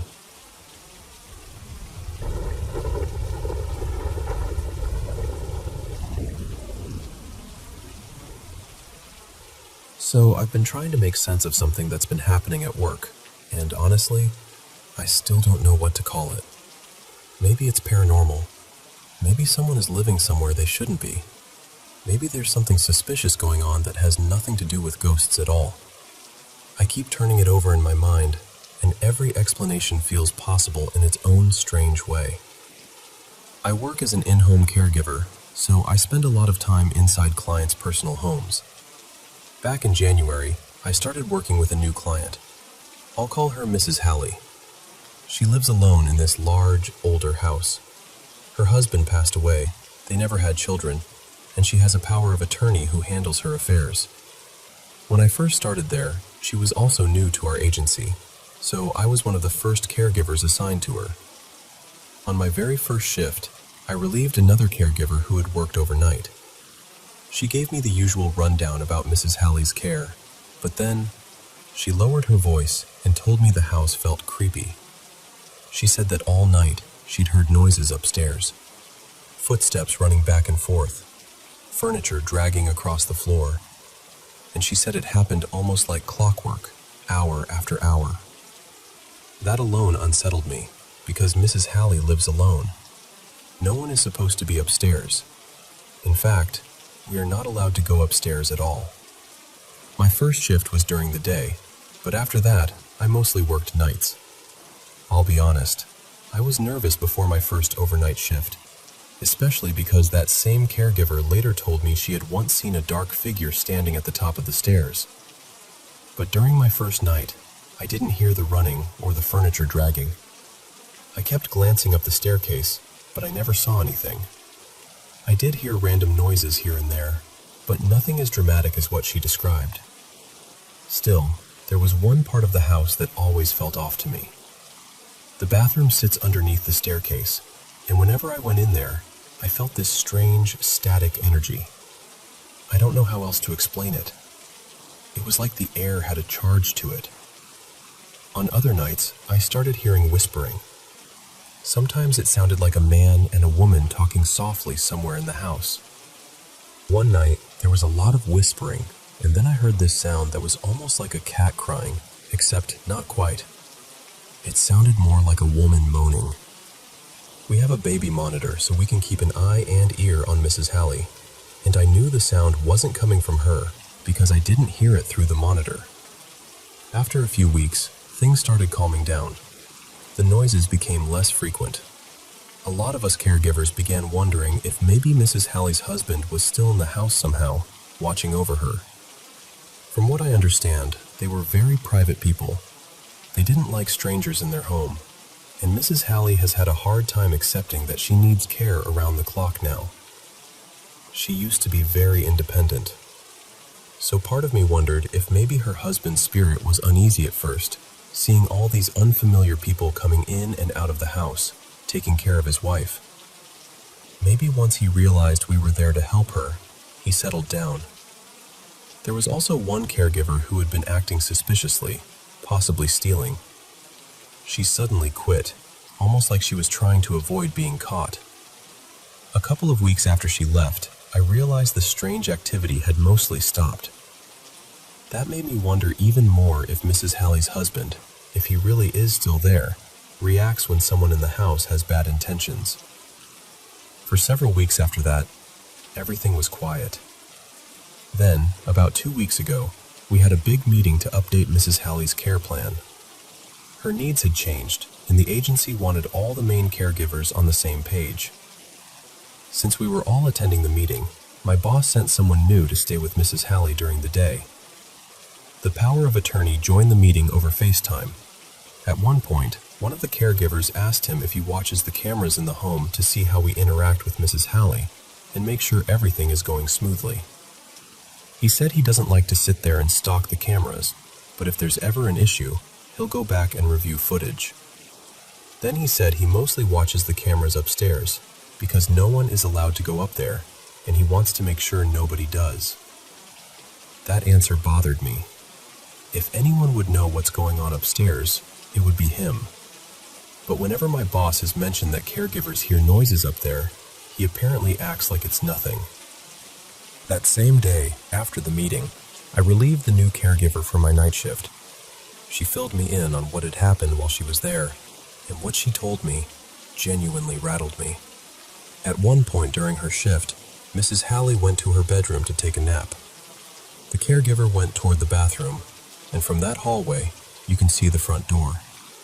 When she turned the corner, the front door was standing wide open. We are never supposed to use that door. We enter and leave through the garage. The front door has a strong deadbolt, and when the caregiver went to close it, she said the lock was so tight she could barely get it locked again. She called my boss.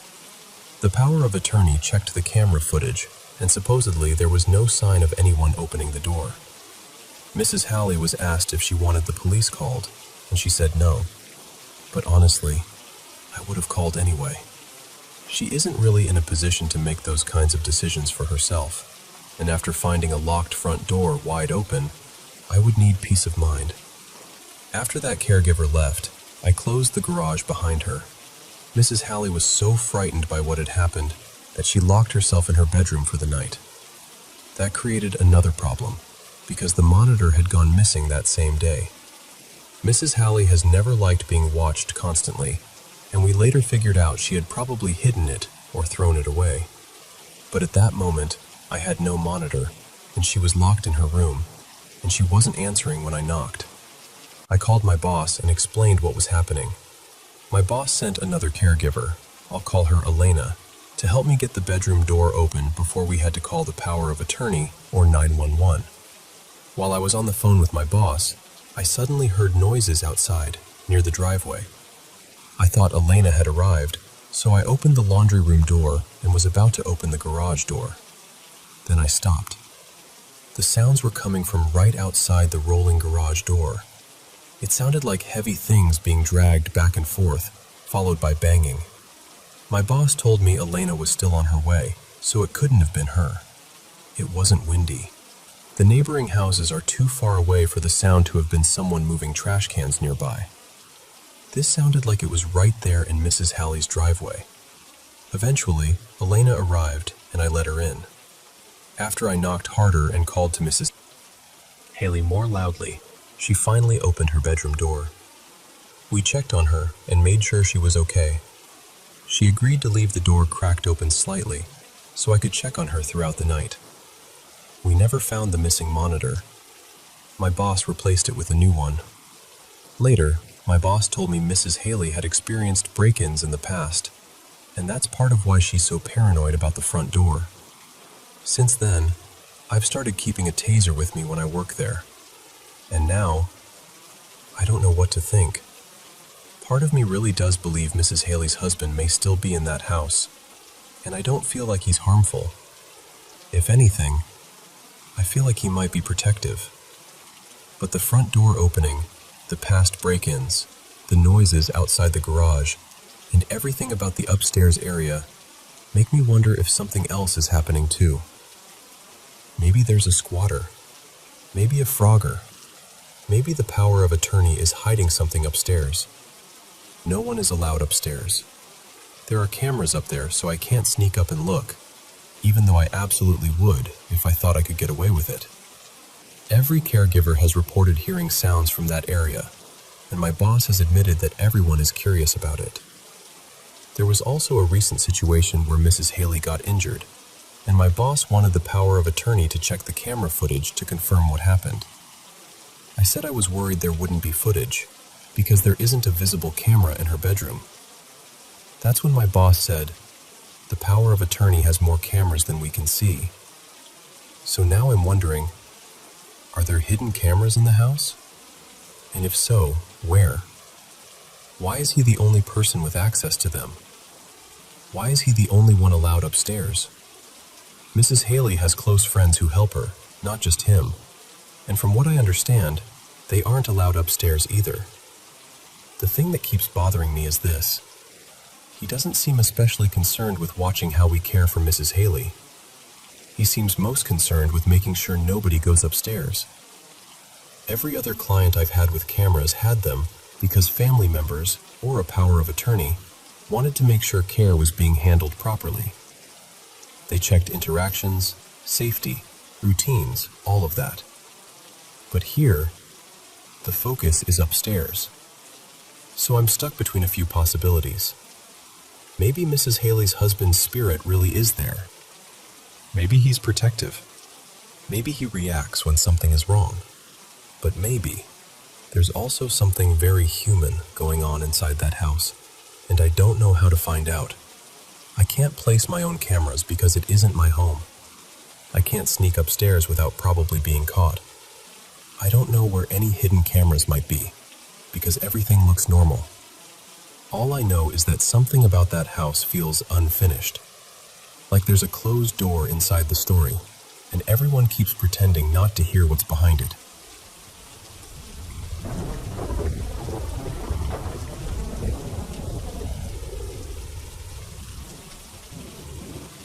this happened a few years ago, when I was about 10. My parents both worked long hours in healthcare, so it wasn't unusual for them to be out late. And that night, it was just me, my older sister Annie, and my little sister Belle at home. It was already dark outside, getting close to bedtime, and Annie wanted us to finish a few chores before we went upstairs. Belle was straightening up the family room, and I was carrying a stack of clean towels up to the bathroom. In our house, to get to the stairs, you have to pass the front door, and the front door had these decorative glass panels that gave you a clear view of the cul-de-sac and the street lamp outside. I remember I had these towels piled up in my arms, and I just happened to glance through the glass. Standing out there, right under the streetlight, was this dark figure. At first, I didn't panic. One of our neighbors used to walk around late at night pretty often, so I honestly thought it was probably just him. I started to turn away and keep going toward the stairs. And then I felt it. You know that feeling when the back of your neck prickles and every instinct in your body tells you something is wrong? That happened before I even heard the noise. A second later, there was this loud bang against the front door. I looked up, and that figure was suddenly right there at the glass, staring straight at me, with its hands pressed up on either side of its face. I froze. My heart was pounding so hard I could hear it, and the towels just slipped right out of my arms and hit the floor. What I remember most clearly were the eyes. They looked red, bright, unnatural, fixed on me. I couldn't look away. I felt like if I moved, something worse would happen. Then Annie came around the corner and said my name, kind of confused, asking what I was doing. I turned and looked at her, and I must have looked terrified because her whole face changed.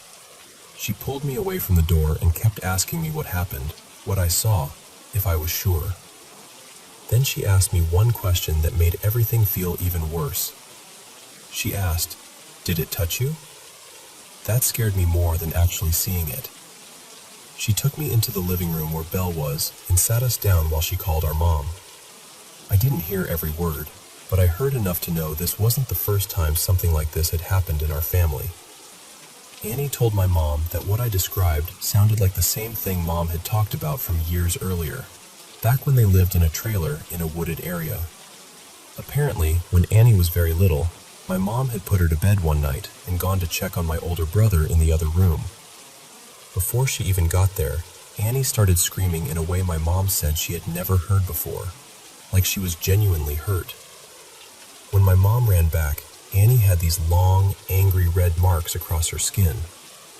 Around that same time, my mom had also heard tapping and scratching outside the trailer and at the windows. It frightened her badly enough that she called her father, who was a pastor, and he came to bless the trailer and the land around it. So when Annie called her, my mom didn't hesitate. She told us to lock every door, go into her room, open the wardrobe, and get her father's Bible. Then she told Annie to go to each wall of the house, read from the highlighted passages, and make the sign of the cross as she prayed. She gave one instruction that I still remember word for word. Do not look anywhere except the Bible and the wall in front of you. Then she said she'd be home as soon as she could and hung up. So that's what we did. At first it was faint. Then it came again and again. As we kept praying, the tapping got louder and faster. Then it spread. We could hear it at the nearby windows too, sharp little knocks and scratches, like something was moving around the outside of the house, trying to find a way in. Belle started crying. I was trying so hard not to look anywhere except where Annie told us to. It felt like it went on forever, but really it was probably only a few minutes. And then Annie said the final words of the prayer. The second we finished, everything stopped. Completely. No more tapping, no more scratching, nothing. The silence afterward was almost as frightening as the noise had been. That night has stayed with me ever since. Even now, I still get uneasy around that front door. There's also a hallway in the house I've never fully gotten comfortable with, because when I was younger, I used to think I saw shadowy figures moving through it. We haven't had anything happen in the same way since we blessed the house, but every so often I still get that same cold feeling, like I'm being watched, especially near the front of the house, or when I catch movement outside at night. Maybe there's a reason for it, or maybe fear just leaves an imprint on you. But I'll be honest with you, every time I pass that door, I still feel it all over again.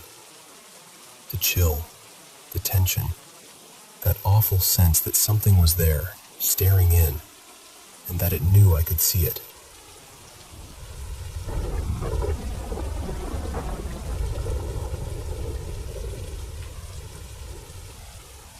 So, let me tell you about the house I grew up in, because honestly, I still think about it all the time. I grew up in this massive old Victorian house in Newton Upper Falls, Massachusetts, not far from the Charles River and Echo Bridge. If you know that area, you know how eerie it can feel at night. The bridge sits over this deep, wooded gorge, and once everything settles down, all you hear is the river and those strange echoes carrying through the dark. It was beautiful, but it also had this heavy, unsettling quiet that got under your skin. The house itself dated back to the 1840s. It had originally been built by a family connected to one of the mills when that neighborhood was still a busy little mill village. And when I say the house was huge, I mean huge. There were 8 bedrooms spread across 3 floors, plus this tiny round room tucked up in the attic turret. There were back staircases hidden behind walls, odd little doors that opened into narrow passages, and these strange in-between spaces that made it feel like the house was keeping secrets. As a kid, it felt endless. The attic was one of the strangest places in the whole house. The plaster was crumbling, and all over the walls were signatures, dates, and messages from kids who had lived there long before us. Some of them went back to the late 1800s. It was like every generation had climbed up there and left proof that they'd been part of the house too. Behind the main house was an old carriage house that still had the original horse stalls, and there was even an antique carriage still sitting in there from the 19th century. It looked like something frozen in time. But the basement of the main house was the part I hated most. It had this rough stone foundation, unfinished walls, and a damp chill that never really went away. Even in the middle of the day, it felt wrong somehow. I avoided going down there whenever I could. Most of the really strange things happened on the 3rd floor, though, where my bedroom and bathroom were. That was my space, so I noticed everything. One of the things I heard all the time growing up was footsteps. Now, that didn't always seem unusual at first because I had siblings, and we had dogs, and the house was always busy. There was almost always some normal explanation. But one night in high school, I was home completely alone, and I started hearing footsteps upstairs on the 3rd floor. They were slow and uneven, like someone wandering from one room to another without any hurry. I remember standing there and just listening, trying to convince myself I was imagining it. I kept waiting for one of the dogs to bark or for somebody to call out, but there was nothing. Just those footsteps moving around above me.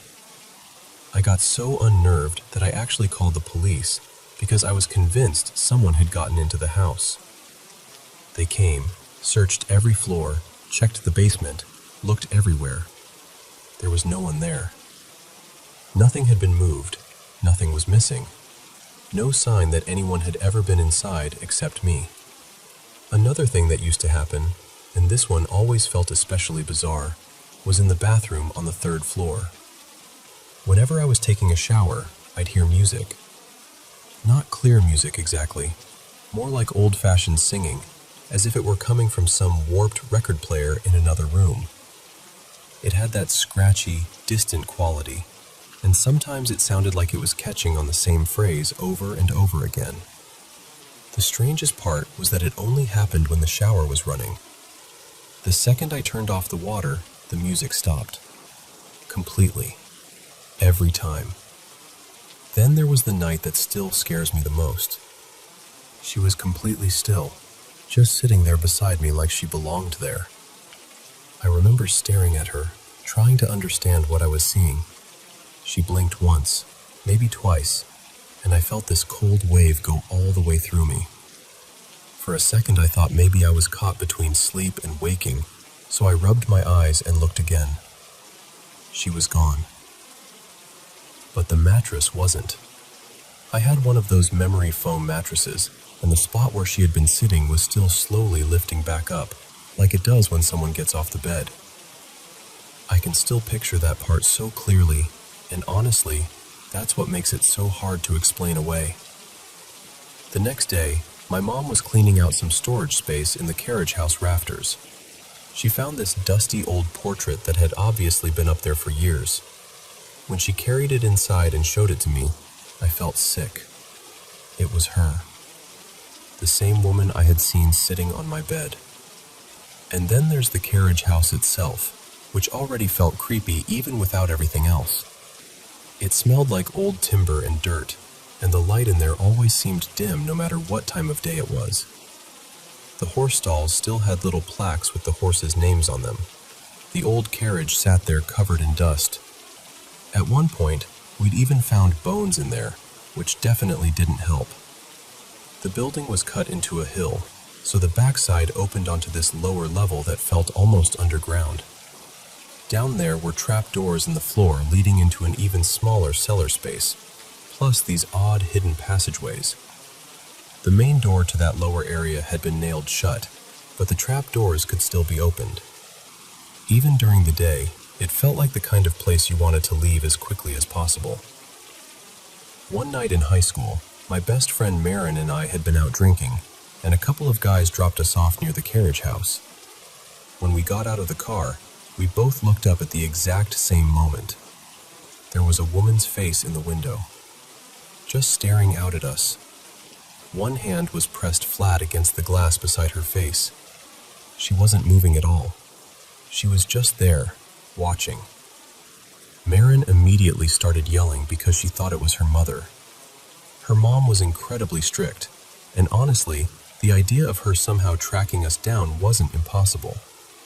Marin was shouting, "Mom, seriously? What are you doing here?" We ran straight to the carriage house, and when we got there, the face was gone. No one was inside. The only thing left was a single handprint in the dust on the window, exactly where we had seen that hand. Marin was so shaken she called her mother right then and there. Her mom was at home. To this day, I can't explain any of it. Maybe there are logical answers for some of those things. Maybe there aren't. But growing up in that house, there was always this feeling that we weren't the only ones living there. And every now and then, I still think about that portrait and the woman by the window.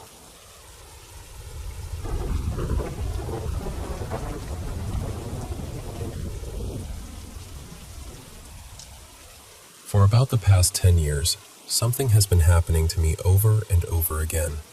And no matter how many times it happens, it still leaves me shaken. Most of the time, it starts when I'm deep asleep.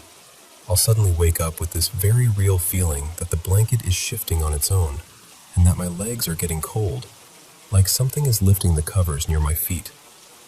For a long time, I tried to tell myself maybe it was just a dream, or that I was half asleep and imagining it. But there were a couple of times when I was fully awake, and that's what makes it hard for me to brush off. The most recent time happened during the lunar eclipse. I couldn't sleep at all, and it was somewhere around 4 in the morning. Before trying to rest, I'd been reading about symbols, old spiritual diagrams, and angelic imagery, so my mind was already in a strange place. I closed my eyes and started trying to picture simple shapes in my head, hoping it would relax me enough to drift off. Then I heard movement at the foot of the bed. I opened my eyes, and right there near my calves, under the blanket, was this large shape pushing upward from underneath. The only way I can describe it is like when someone lifts a blanket from below and the air gets trapped under it, except this felt heavier, more deliberate.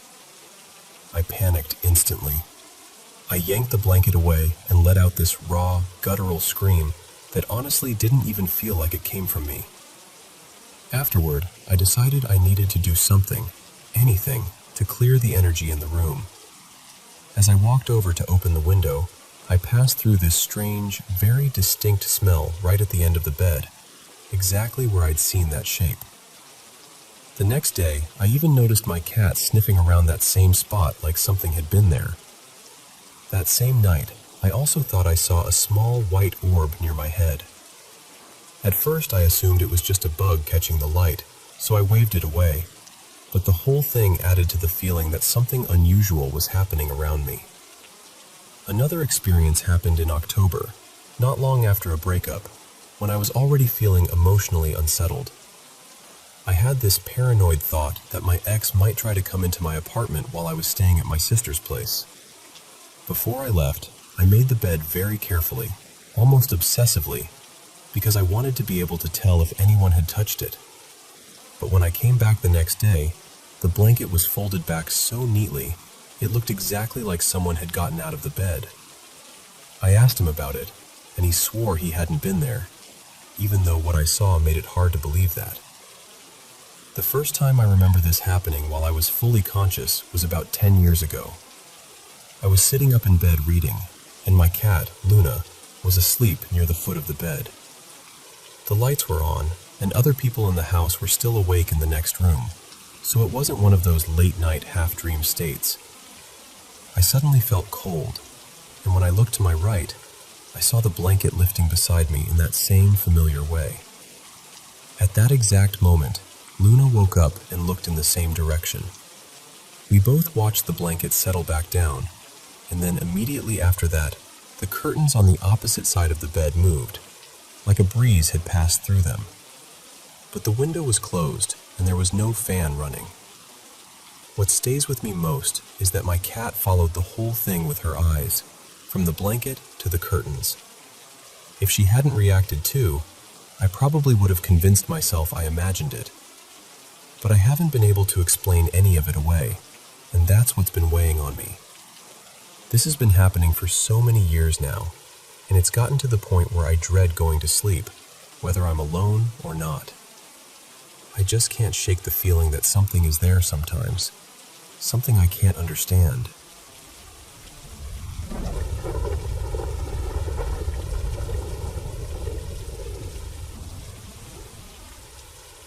I should probably start at the beginning. Our house was built in 1956, back when it was the only place standing in the middle of open farmland. Now it's surrounded by quiet streets and neat rows of houses, but back then, it was just this lone home out in the middle of nowhere. My wife and I moved in during the fall of 2021, on Halloween night of all nights, which still feels a little too fitting. That very first night, we noticed something strange. We didn't even have a proper bed yet, so we were sleeping on an old pull-out sofa my aunt had given us. I was in pajamas, and my wife, Mara, had fallen asleep in this oversized sweatshirt she always wore around the house.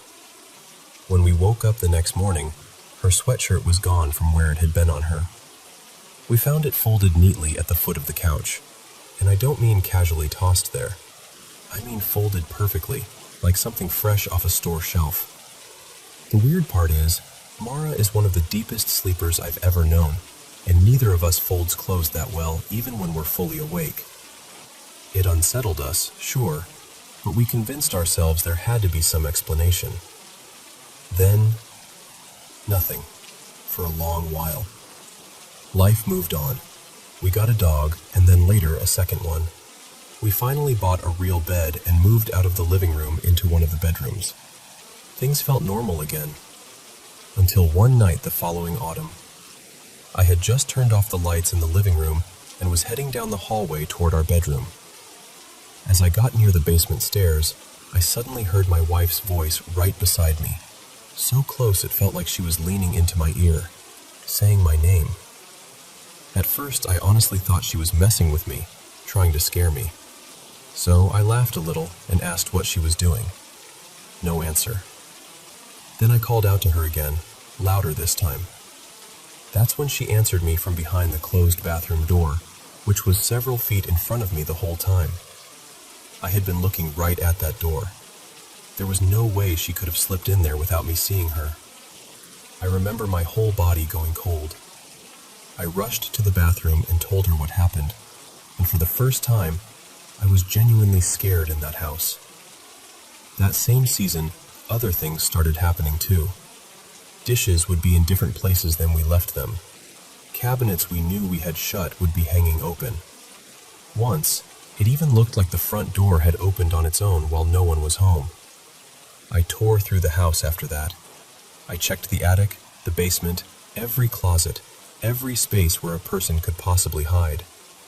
Nothing. No sign of anyone. No explanation. Then things got quiet again. For a couple of years, the only odd moments were the dogs. Every now and then, they'd suddenly go rigid and stare across the house at absolutely nothing we could see. You know how pets do that sometimes, and we kept telling ourselves that's all it was. Something ordinary, something explainable. But a few nights ago, things changed. I woke up around 3 in the morning to the basement door shaking. Not just creaking, shaking. The handle was rattling like someone was on the other side, trying to get in from the stairs. I just froze there listening. I wasn't about to open it, so I got up and jammed a chair under the handle instead. And here's the part that really got to me. Since the day we moved in, that basement door has had one of those old chain locks mounted on the outside, even though the chain itself is long gone. I never thought much about it before. That night, I started wondering why it had ever been there in the first place. Eventually, the rattling stopped, and somehow I managed to lie back down, though I didn't really sleep. Then, last night, it happened again, but worse. Only this time, I also saw someone. For the first time, there was an actual figure. An apparition, I guess. And the strangest part was that it looked like a man. That's the part I can't make sense of. My wife and I keep trying to rationalize all of this. We check the carbon monoxide detectors constantly. We've prayed. We've saged the house. We've gone through records trying to find any history. Deaths, accidents, anything that might explain what's happening here. But we've found nothing. And whatever this is, it feels different now. It doesn't just feel strange anymore. It feels hostile. Like something in the house has shifted. So I keep asking myself the same questions over and over. What is this? Who is it? And why does it feel like it's getting worse? Honestly, I don't know what our next step is supposed to be. I don't know if there's a logical explanation we're missing, or if I'm just losing it. But I know what we've heard. I know what I saw. And I know this doesn't feel like my imagination anymore.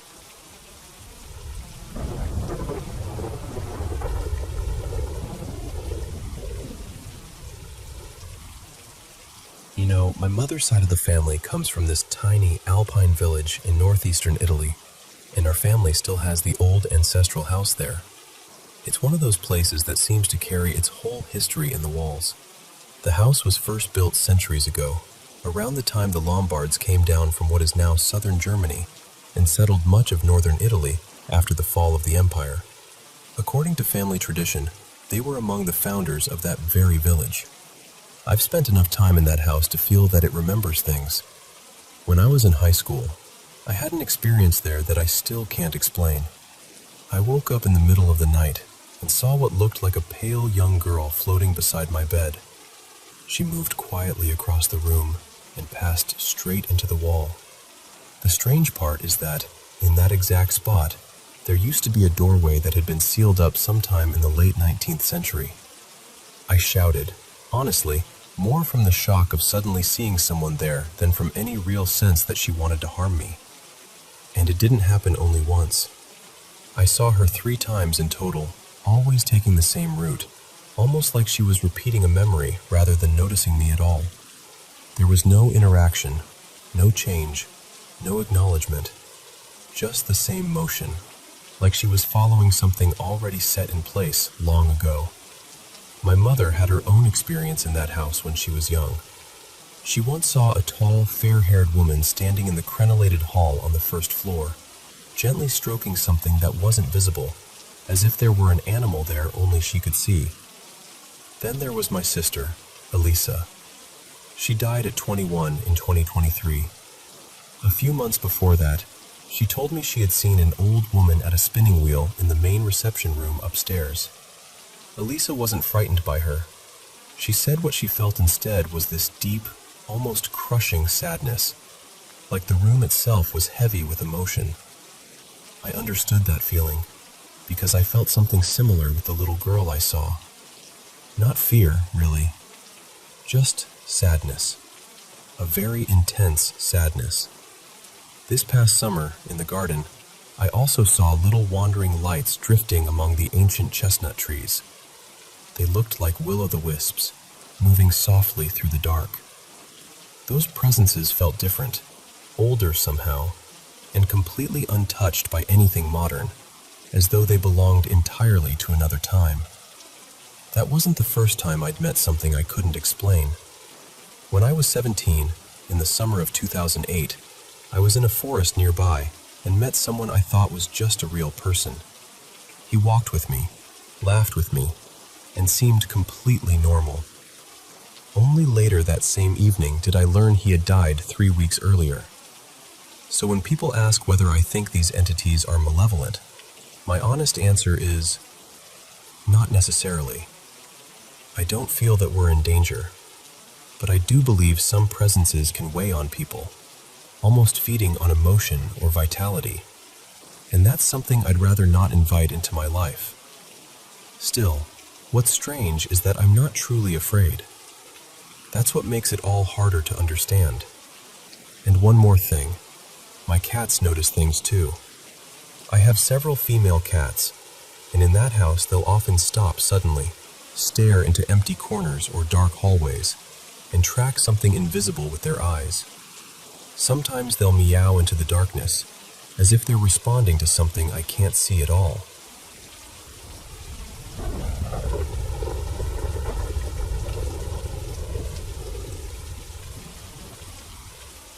You know, this happened to me in early February, and it still messes with my head a little when I think about it.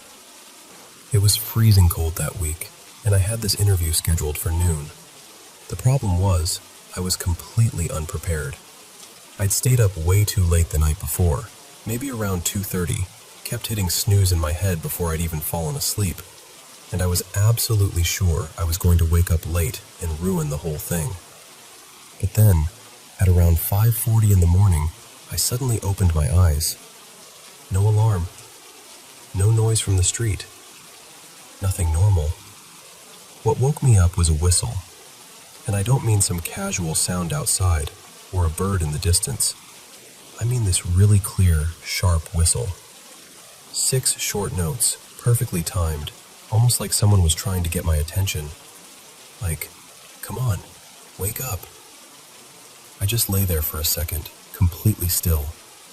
My room was shut up tight. The balcony door was closed, the windows were closed, and everything around me was quiet. I had never heard anything like that before. My heart started pounding because it felt so strange. Part of me was scared. Part of me was just confused. I remember thinking, what was that? Was someone outside? Was I half dreaming? Was my brain just doing something weird? But the thing is, I was awake. Fully awake. So I thought, all right, no point wasting it now. I got out of bed, made myself sit down, and spent the next few hours actually preparing. I went over everything, reviewed my answers, got my thoughts in order, and by the time I walked into that interview, I felt ready. And somehow, I did really well. Like surprisingly well. The conversation flowed, I answered confidently, and the interviewers seemed genuinely impressed. One of them even smiled and said something like, "You're exactly the kind of person we need." I walked out of there thinking, wow, maybe that weird morning whistle actually saved me. Then about 2 weeks later, I got a call from HR, and they said, very casually, "We're really sorry, but although the interview panel shortlisted you and recommended moving forward, there was an issue with our internal system." Your profile didn't appear properly in the portal, so the process couldn't continue. I honestly didn't even know what to say. I had this bizarre, unexplainable thing wake me up at the exact right time. I got myself together, gave one of the best interviews I'd ever done, and then lost the opportunity because of a technical glitch. It felt ridiculous. Like the universe had gone out of its way to help me, only to pull the rug out right after. And I still don't know what that whistle was. Maybe it was nothing. Maybe it was some strange coincidence. Maybe my subconscious somehow jolted me awake in the weirdest way possible. Or maybe it was just one of those moments in life that never really gets explained. But honestly, even though nothing came from that interview in the end, I'm still glad it happened. Because if that sound hadn't woken me up, I probably would have slept through the morning, panicked, and carried that regret for a long time. So at least now, instead of regret, I'm left with a story I still can't fully explain.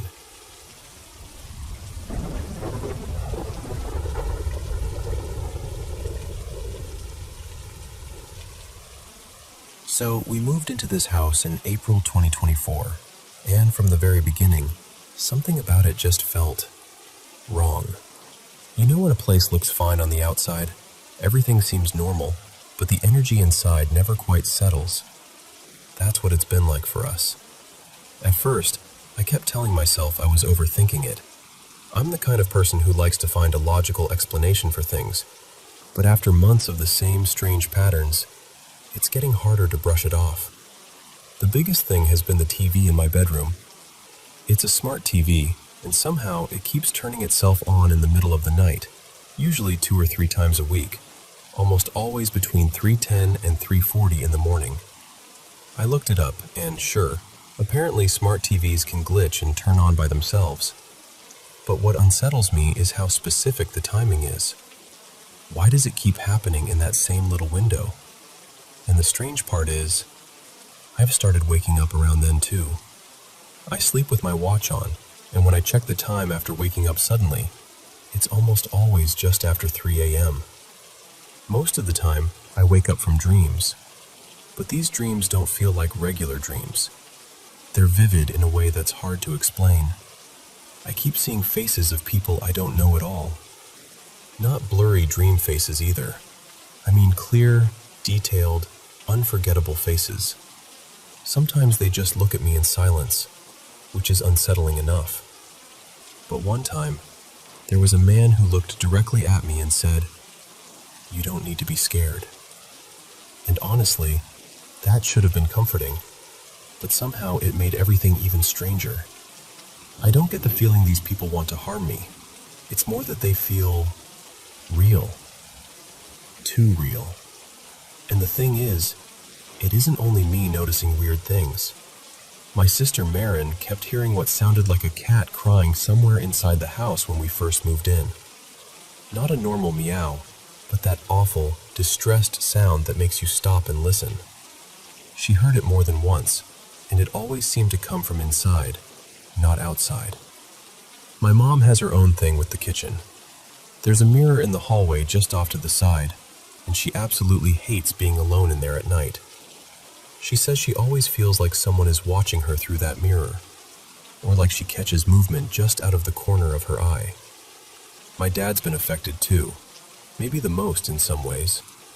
He hasn't slept properly since we got here. He's dealing with constant insomnia now, and both of us have heard these knocking or thumping sounds coming from the ceiling late at night, like footsteps or someone shifting something around upstairs, except there's never any clear source for it. What makes it harder is that it's not just the creepy stuff. Since moving here, our lives in general have felt heavier.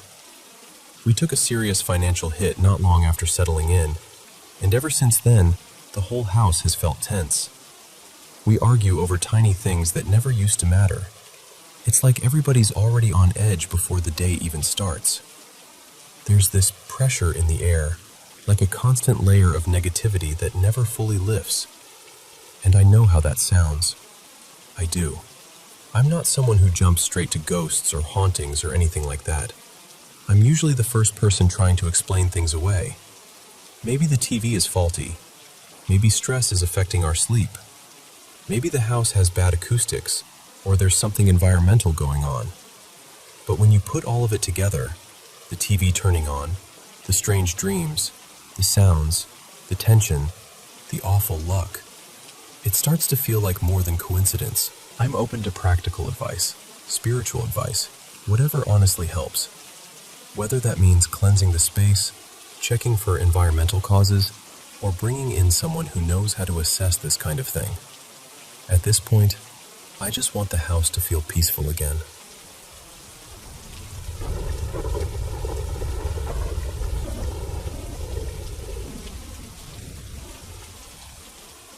Honestly, I still don't know how to talk about this without feeling that same weight in my chest. My name is Yassin. I'm originally from Morocco, but I've lived most of my life in the United States, and I'm an American citizen now. I used to play in a wedding band, and my life was simple, predictable. We'd show up, play the songs people loved, watch families celebrate, and then head home. That was it. Nothing unusual. Nothing I couldn't handle. And then one day, while I was in the US getting ready for a few weekend performances, I got a call from a Moroccan number I didn't recognize. It was a woman. Her voice was soft, almost too calm, and that's what unsettled me first. She said she wanted my band to perform at her daughter's wedding. She told me she had found my number on an old card from years ago, back when I still played events in Morocco. I almost brushed it off. It sounded random, maybe even mistaken. But there was something in the way she spoke. Something steady and unsettling. I can't explain it properly, but I agreed before I had really thought it through. A week later, I flew back to Morocco with the band. At first, it felt almost nice. Familiar. A little nostalgic, even. Being back home stirred something warm in me. But underneath that, there was this pressure building in my chest from the moment we landed. It wasn't fear exactly. Not yet. More like a warning my body understood before my mind did. When we arrived at the venue, everything looked normal. Beautiful lights, round tables dressed in white and gold, families talking, children laughing, women adjusting dresses, men greeting one another. It looked like any elegant wedding hall you'd expect. For a moment, I felt silly for being uneasy. Then we started playing. The first songs went smoothly. The usual rhythms, the usual energy. People were dancing. Everything should have felt fine. But then, little by little, something shifted. Not in an obvious way, just enough for me to notice. The tempo felt off, as if the rhythm had moved on its own without any of us changing it. A cold sensation ran through me so suddenly I nearly missed a note. I looked up at the guests. That's when I felt real fear. Their faces were smiling, but the smiles didn't feel alive. Their eyes looked hollow, flat, empty in a way that didn't make sense. And then I noticed their feet. I wish I hadn't. Their toes looked wrong, bent strangely against the floor, almost like hooves pressing into the ground as they moved. I remember my hands shaking on my instrument. I remember trying to focus on the music because I didn't know what else to do. My heart was pounding so hard I could hear it in my ears. And then the room started to feel impossible. The hall wasn't large, but somehow it seemed more crowded every time I looked up. There were more people than there should have been. I kept glancing toward the doors, trying to make sense of it, but nothing made sense. They just kept moving, circling, swaying, whispering to one another in voices so low I couldn't catch the words. Still, somehow, those whispers felt like they were slipping directly into my mind. One of the guys in my band suddenly collapsed. I dropped everything and rushed to him. I knelt beside him, calling his name, trying to wake him, trying to keep my own panic from taking over. His face was pale. His whole body was trembling. I thought he might be having some kind of attack from fear or shock, and honestly, I felt close to losing control myself. That was the moment it truly hit me. Something about the bride and groom felt deeply wrong. Not strange in a nervous wedding way. Not distant. Wrong. Inhuman. And once that thought entered my mind, everything around them changed with it. It was like the whole celebration had been pretending to be ordinary, and suddenly the disguise was slipping.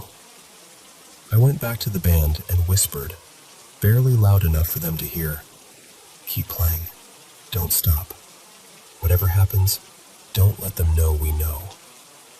Even now, I can still hear my own voice shaking. After that, time stopped making sense. Maybe we played for an hour. Maybe it was only 20 minutes. It felt endless. The air in the room grew hotter and heavier. The whispers around us turned into quiet laughter, and the laughter echoed inside my head in a way that made me feel trapped. Faces seemed to change every time I looked at them, stretching, twisting, becoming something unfamiliar and deeply unnatural. In the corners of the hall, I started noticing movement in the shadows. Not people, just movement. I didn't want to look directly at it. I felt like if I did, something in me would break. My friend had recovered enough to sit upright, but he was still shaking beside me. All of us were. Every note we played felt heavier than the last. I wanted to stop. I wanted to run. I wanted to scream. But fear had wrapped itself around my chest so tightly I could barely breathe, let alone speak. And then, just before dawn, we heard the Fajr Adhan. The moment that call to prayer rose in the distance, the whole atmosphere changed. I can't describe it any other way except to say the air felt pierced, like something invisible had been interrupted. The sound reached the hall, and for 1 second, everything around us seemed to react to it. The music in our hands felt wrong, like it had been connected to something we were never meant to touch. Then the lights went out. Completely. Not a flicker, not a dimming, just instant, total darkness. And in that darkness, everything stopped. When there was finally enough light to see again, the hall was empty. No bride, no groom, no guests, no dancers, no laughter, no whispering. Just me and the band, frozen in place, breathing hard in absolute silence. We didn't speak. We ran. We ran through the corridors, past walls that felt unfamiliar now, as if the building itself had changed while we were inside it. And when we finally reached the entrance, the place looked abandoned. Chairs were knocked over. Decorations were torn down. Tables were out of place, as though the event had ended in chaos long before we arrived.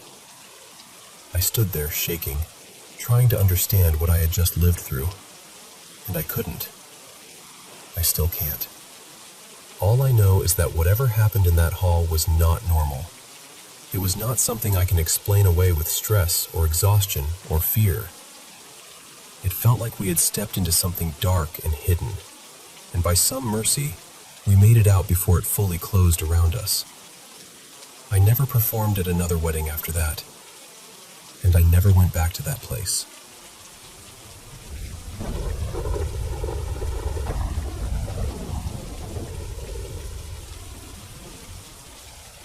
I was about 6 when this happened, so some of the smaller details are blurry now, but the feeling of it has stayed with me all these years. Every summer, my family would go on vacation to this little coastal town. It was semi-rural, very quiet, and the kind of place where everybody seemed to know a story about something strange. People talked about all kinds of local legends, things in the woods, lights in the sky, old spirits, that sort of thing. I won't say exactly where it was, because it's a very small town, but it definitely had that atmosphere. We stayed in the same old house each year. It wasn't ancient, but it had some age to it. It had 3 bedrooms, a couple of bathrooms, a living room, a kitchen, and this enormous yard. When I say enormous, I mean big enough that, as a kid, I thought you could fit a whole little football field out there. My older brother and I shared a bunk bed in one of the bedrooms, and from where we slept, we had a clear view of the window. That window looked right out onto the yard, and on a lot of nights, not every single one, but most of them, around the same late hour, maybe 1 in the morning or so, I would see what looked exactly like the silhouette of a person standing in that window. Not a normal shadow either. It was dark, but faintly see-through at the same time. Just this human shape, standing there. It would stay until sometime before sunrise, and then it would be gone. My brother, who's a few years older than me, saw it too. He's always been the skeptical one, always trying to explain things away, but even he admitted it was there. What made it stranger was the way the window was positioned. There really wasn't any obvious way for something outside to cast that kind of shape onto it, especially not one that looked so perfectly human. One night, my grandparents accidentally left the door unlocked, and little 6-year-old me decided I was going to deal with it myself. Looking back, that was either wildly brave or unbelievably dumb. I snuck outside in the dark and walked all around the house. I checked the front yard, the back, the whole big field, everything. I remember expecting to find some simple explanation, maybe moonlight hitting a tree at a weird angle, something like that. But when I looked up, the sky was dark. I specifically remember there barely being any moon at all. No obvious light source, no person hiding out there, nothing. So I went back inside, feeling disappointed more than anything, because I thought I was finally going to solve it. But when I walked back into the bedroom, the figure was gone. That was the part that stayed with me. If it had been some trick of light, if it had really just been a shadow, then it should still have been there when I came back. But it wasn't. And after that night, I never saw it again. We kept going to that house for a couple more summers, and it never returned. My family has always been open to the supernatural, especially my mom. She's the kind of person who has incense burning, crystals sitting everywhere, and a nickname that's basically the witch in our family. She's always believed in protecting energy, and honestly, growing up around that shaped the way I think about this experience. My dad has had his own strange moments too. Dreams about people who had just died before he even knew they were gone, things like that. Other relatives have stories of seeing deceased family members in reflections or out of the corner of their eye. I still don't know what it was. I just know it was there, over and over again. And the moment I finally went outside to face it, it vanished for good. Even now, that's the story I come back to when I think about the unexplained. I don't have much expertise beyond a few incense names, some vague knowledge about cleansing herbs, and way too much fear of ghost stories. But that experience has never left me. And honestly, part of me still wonders whether whatever was standing there all those nights was never trying to scare me at all.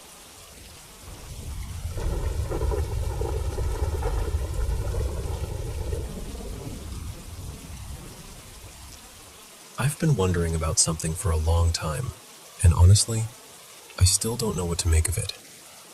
My father passed away about 15 years ago, and since then, I've only dreamed about him a handful of times. What stands out is that every time I do, it feels deeply meaningful, even though he never really speaks. It's more like his presence says everything. The first dream was the most comforting one. In it, I knew he had already passed, but somehow I was still able to reach out and touch him. There was this soft glow on his back, almost like light was coming through him, and when I touched him, he felt warm, like he was truly there. He seemed peaceful, calm, almost as if he had found where he needed to be and was giving me one last quiet goodbye. When I woke up, I carried that feeling with me, and I remember thinking maybe that was the last time I would ever see him in a dream. Then, years later, I had another one. This time, I was moving through an empty room. In the center of it was a sofa, and my father was sitting there. But unlike the first dream, there was no warmth in this one. He was completely still, not speaking, not turning toward me, not even acknowledging that I was there. He just kept staring at a wooden door, like he was waiting for someone to open it. I tried to talk to him.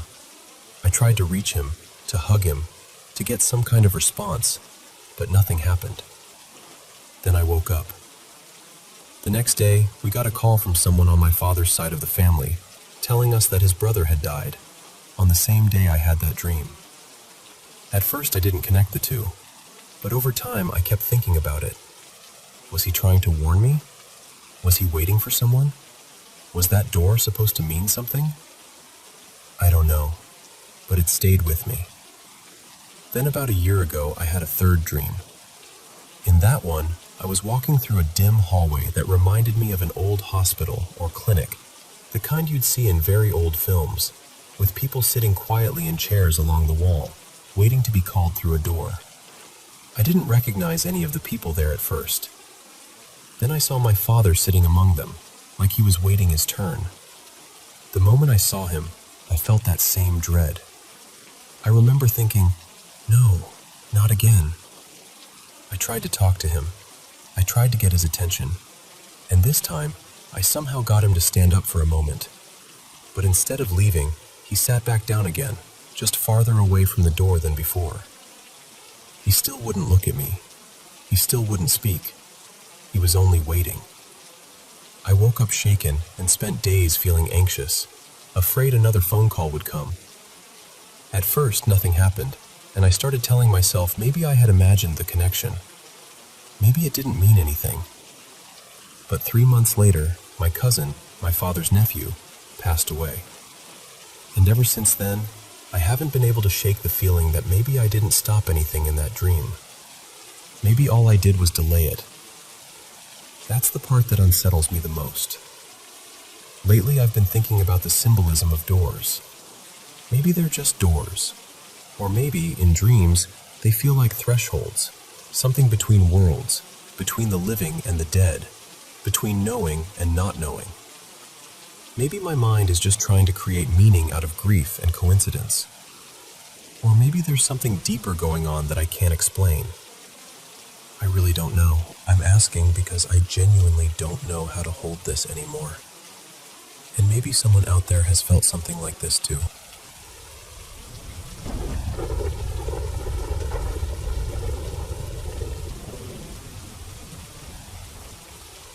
You know how some stories stay in a family so long they start to feel almost alive? This is one of those stories for us. My mom, Rebecca, had this tight little friend group growing up. There were 4 of them, her, Clara, and 2 sisters, Marjorie and Denise. They'd all known each other since they were kids, went to the same church, and were together constantly. Marjorie and Denise were sisters, with Denise being the older one, but all 4 of them were inseparable. They were just these quirky, dramatic girls who loved scary movies and silly crushes. For a while, they were all completely obsessed with The Lost Boys, and especially Corey Feldman.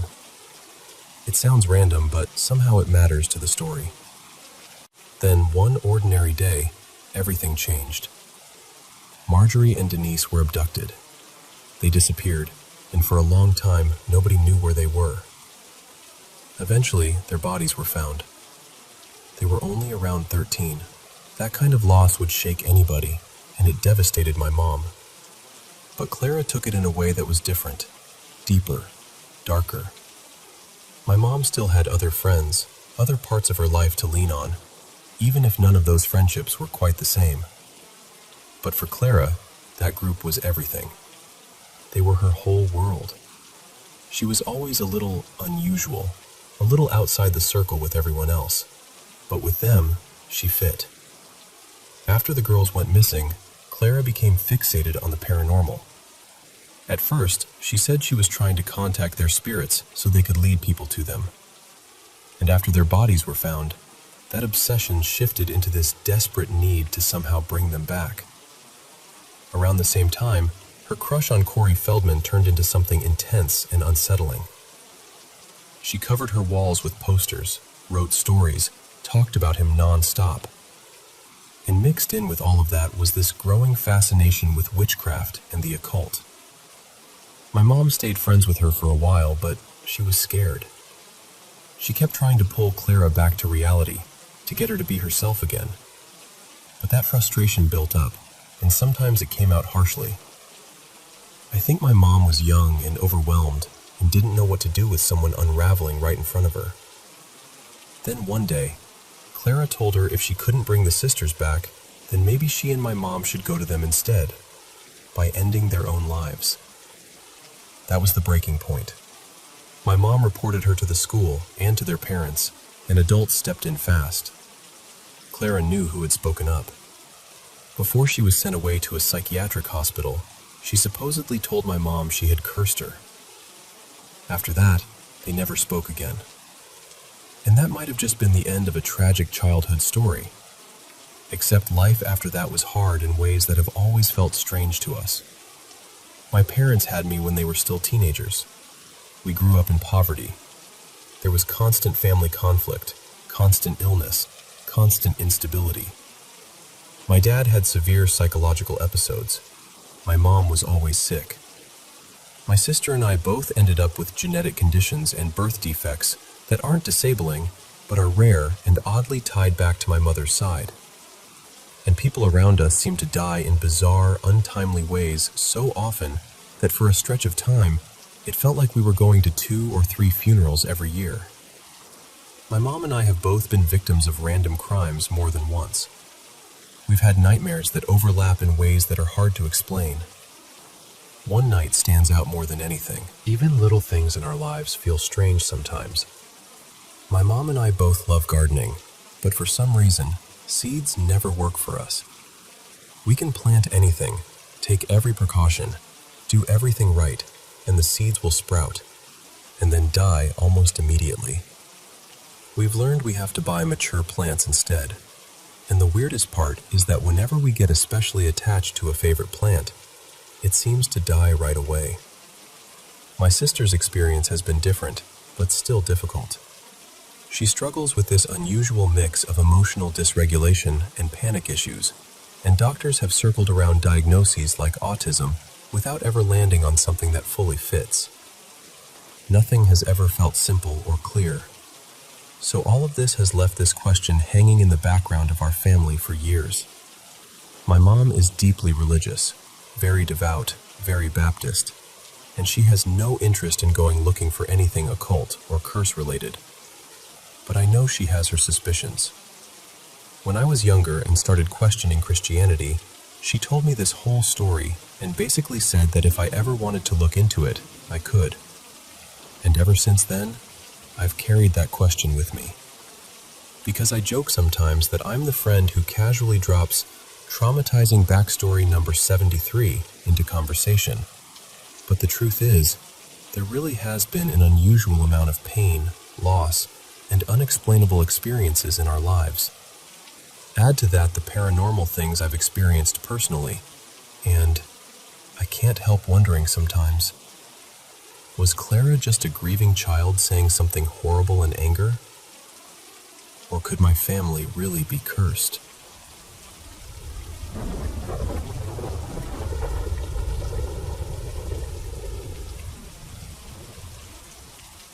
I've gone back and forth for years about whether to share this. But I know what I saw, and I know I wasn't imagining it. This happened in late 2019, when I was 17. My mom had sent me to a girls' reform program in Georgia because I'd been using psychedelics, and, honestly, I was already starting to feel like I was noticing things I couldn't explain.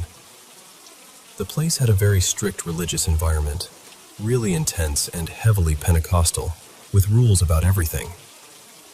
I was staying in one of the dorms, Dorm C, and one night, I woke up to a loud sound coming from the bathroom. I slept on the top bunk, and I remember sitting straight up, fully awake. I was not dreaming, and it wasn't sleep paralysis. I looked at the clock, and it was exactly 3 a.m.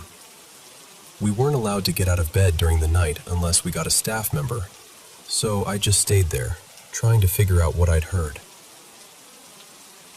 Then I saw her. A woman stepped out of the bathroom, and she was unbelievably tall, at least 7 feet, maybe more. Her skin looked pale, almost gray, and she had long black hair falling over parts of her face. She was wearing a long white gown with sleeves, almost like an old-fashioned night dress. The way she moved was slow and heavy, like she was carrying deep grief. I can't explain it any other way except that sadness seemed to pour off of her. She walked over to one of the girls' bunks and bent down. Because she was so tall, she had to lower herself just to get close to the girl's face. It looked like she either breathed something into her mouth or pulled something out of her. I still don't know which. Then she moved to another bunk and did the exact same thing. After that, she went and sat beneath the window in the dorm. She curled into herself, put her head down, and started weeping. Not loudly, but in this deeply sorrowful way that filled the room. Then, after a little while, she stood up and left. The whole time I felt completely frozen with this deep unease. In my head, I just kept repeating the name of Jesus over and over. What was strange is that she never once looked at me, like she either didn't notice me or chose not to. Later on, the two girls she had gone up to both started struggling in really serious ways. They had dark mood changes, talked about not wanting to be here, and just seemed unlike themselves. I didn't tell many people because I was scared of sounding crazy. But the next morning, the girl who slept in the bunk below me asked if I had seen anything strange during the night. When I told her what I saw, she got quiet and said she had seen the same woman too. That was the moment I knew for sure I hadn't made it up. Even after I left the program, I had girls reach out to me and tell me they were having disturbing dreams and seeing that same figure. So whatever it was, it didn't seem like it was just one isolated experience. I still think about that night. I still see her in my mind sometimes. The height, the hair, the grief, the way she wept by the window. And I still don't really have an answer. I just know that something was there.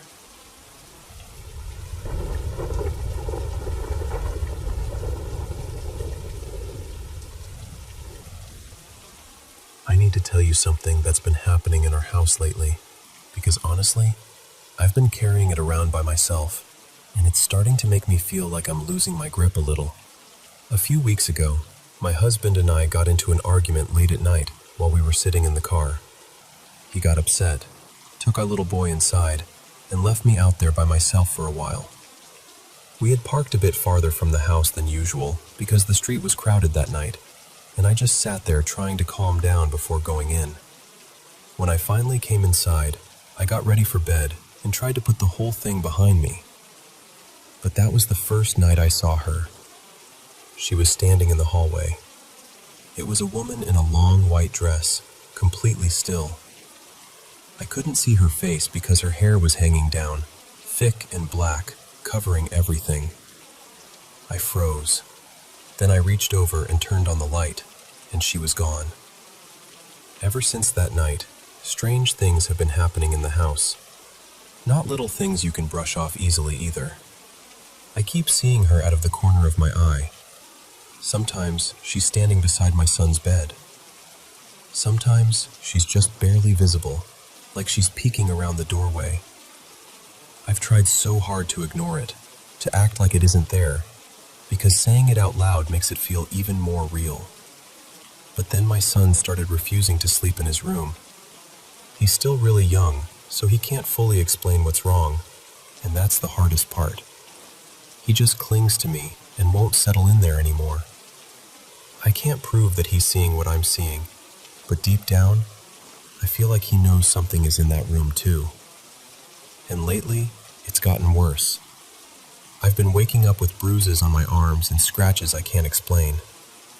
Whenever I'm home, I feel exhausted, like the energy gets pulled right out of me. Even if I've done nothing all day, I feel heavy and drained. Then there are the doors. The other day I heard this loud slam and figured maybe something had fallen or the wind had caught a door somehow. But when I stepped into the hallway, our back door, which had been locked, was wide open, swinging back and forth on its own. That shook me more than I want to admit. Then tonight, I decided I'd had enough of glancing into my son's room every time I walked by and getting that awful feeling, so I closed his door all the way. Later, while I was in the middle of doing a few things around the house, I heard a creak. I assumed our dog had pushed open our bedroom door again, but when I turned around, it was my son's door, slowly cracked open. There were no windows open, no breeze, no reason for it. And there was one thing that happened that I still can't make sense of at all. One evening, I ran myself a bath because I just wanted to relax and clear my head. When I got in, I noticed the water was turning this ugly brownish-black color. At first I thought it had to be something with the pipes, so I called my husband and told him to check it later. I drained the tub and tried again. Same thing. Dark, dirty-looking water. So I put my hand under the faucet to test it, and the water coming straight out was perfectly clean. Clear, cool, completely normal. But as soon as it collected in the tub, it darkened. By the time I let it out, there was this grimy residue left behind, and I had to scrub the whole tub clean afterward. His water was completely clear. Nothing unusual at all. He believes that something is wrong. He believes that I'm scared. But he's not the kind of person who notices spiritual things the way I do. He says he hasn't really seen anything, or if he has, he doesn't let himself dwell on it. I don't know what's in this house. I don't know why it seems attached to my son's room, or why everything feels heavier and darker lately. I just know that what's been happening feels real to me, and I'm tired of pretending it doesn't. At this point, I just needed to tell someone, because keeping it all inside has made me feel like I'm the one unraveling. And maybe I'm not. Maybe something really is here.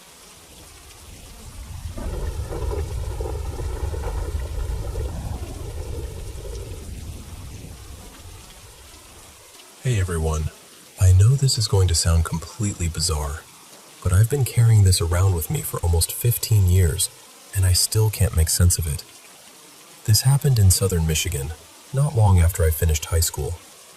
I was still living with my parents back then, and my younger brother and I shared a room in the basement. It was the only bedroom down there, so the rest of my family was upstairs. That night felt totally normal. Nothing unusual had happened. I wasn't sick. I hadn't been drinking. I wasn't under stress. Nothing like that. I just went to sleep like I always did. Then, sometime in the middle of the night, I woke up and saw this enormous rat sitting at the foot of my bed.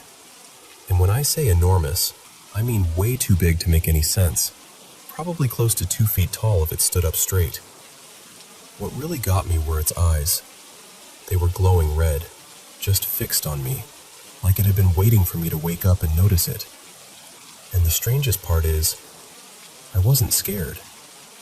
Even now, that's one of the things that bothers me most. You'd think I would have panicked, but I didn't feel fear at all. Then it rose up onto its hind legs, looked right at me, and said, "I am called Arlenon, and I am here to answer your questions." I still don't know whether I actually heard the words out loud, or if they just landed in my mind somehow. And after that, everything just goes blank.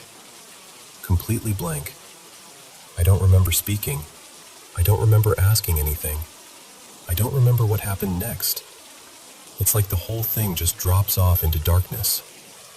But when I woke up the next morning, I had this overwhelming feeling that something real had happened. Not dream real, actually real. I told my brother about it, and he thought I'd lost it. He said he didn't hear anything, didn't see anything, nothing at all. But I'm being honest when I say I would swear on anything that this felt different from a normal dream. It felt like an experience, not just something my sleeping brain made up. What still stays with me is everything I can't remember. Why wasn't I afraid? Did I ask it anything? Did it tell me something important? Did I just lie back down like nothing happened? That's the part that eats at me. So I guess I'm wondering, has anyone else ever experienced anything like this? Some kind of being that introduced itself by name? Or has everyone ever heard the name Arlenon before? I've looked for years and never found anything that really matches. I'd honestly love to know what you make of it.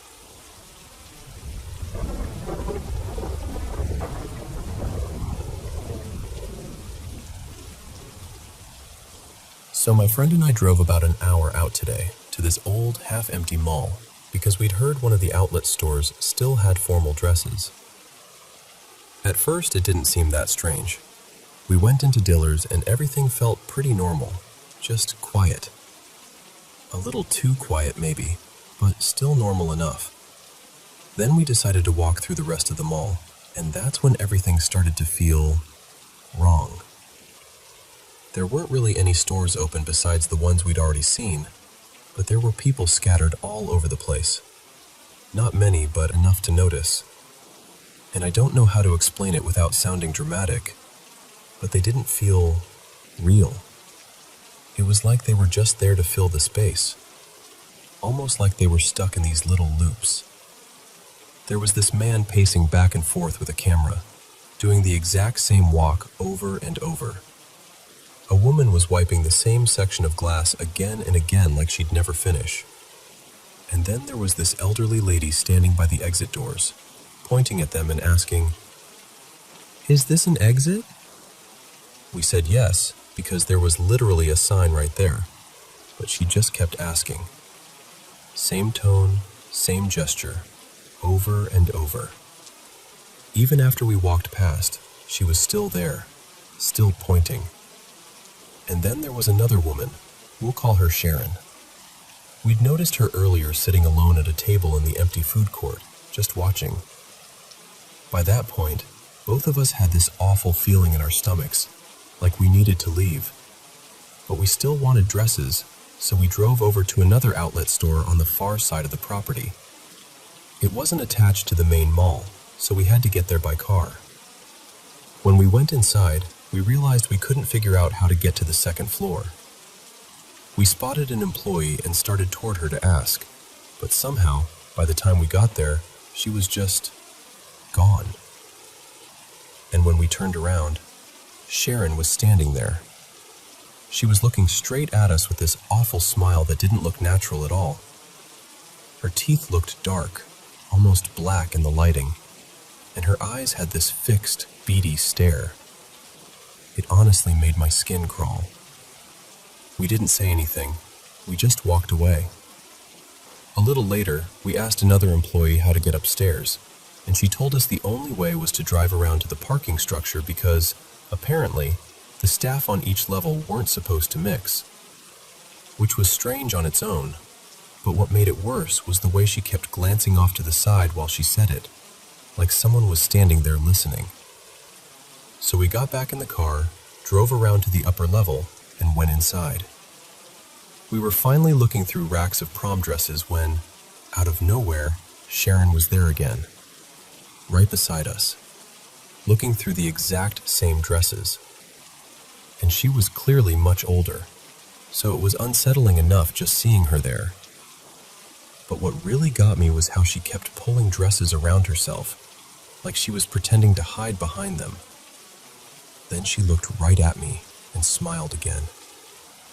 We made eye contact for what felt like forever. Probably only a few seconds, but it felt so long. Long enough that I just turned and hurried over to my friend.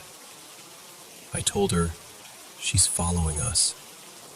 We both looked back, and sure enough, Sharon was behind us, trailing at a distance and ducking behind clothing racks every time we turned around, like she thought she was being subtle. It was one of the creepiest things I have ever seen. That's when it stopped feeling weird and started feeling dangerous. When we told some adults about it later, one of them said Sharon might have been trying to traffic girls. I'm 18, my friend is 16, and we were definitely among the youngest people there. So maybe that's true. Maybe there was a real explanation for her, at least. But honestly, what I still can't shake isn't just her. It's the whole mall. The people there didn't feel alive in the normal sense. They felt staged, rehearsed, like they were all playing parts they'd been assigned and had forgotten how to stop. Even the stores felt off, like time had stalled out there years ago. Most of the clothes looked like they were straight out of the early 2000s, and the music playing overhead was all old songs I hadn't heard in forever. The whole place felt frozen, like we hadn't just driven to an outlet mall. We'd stepped into something that had been sitting there, unchanged, waiting for us.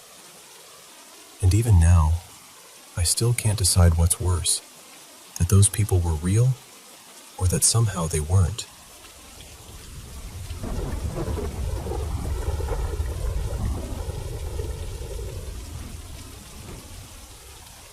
I was 13 when this happened, and even now, at 22, I still can't fully explain it.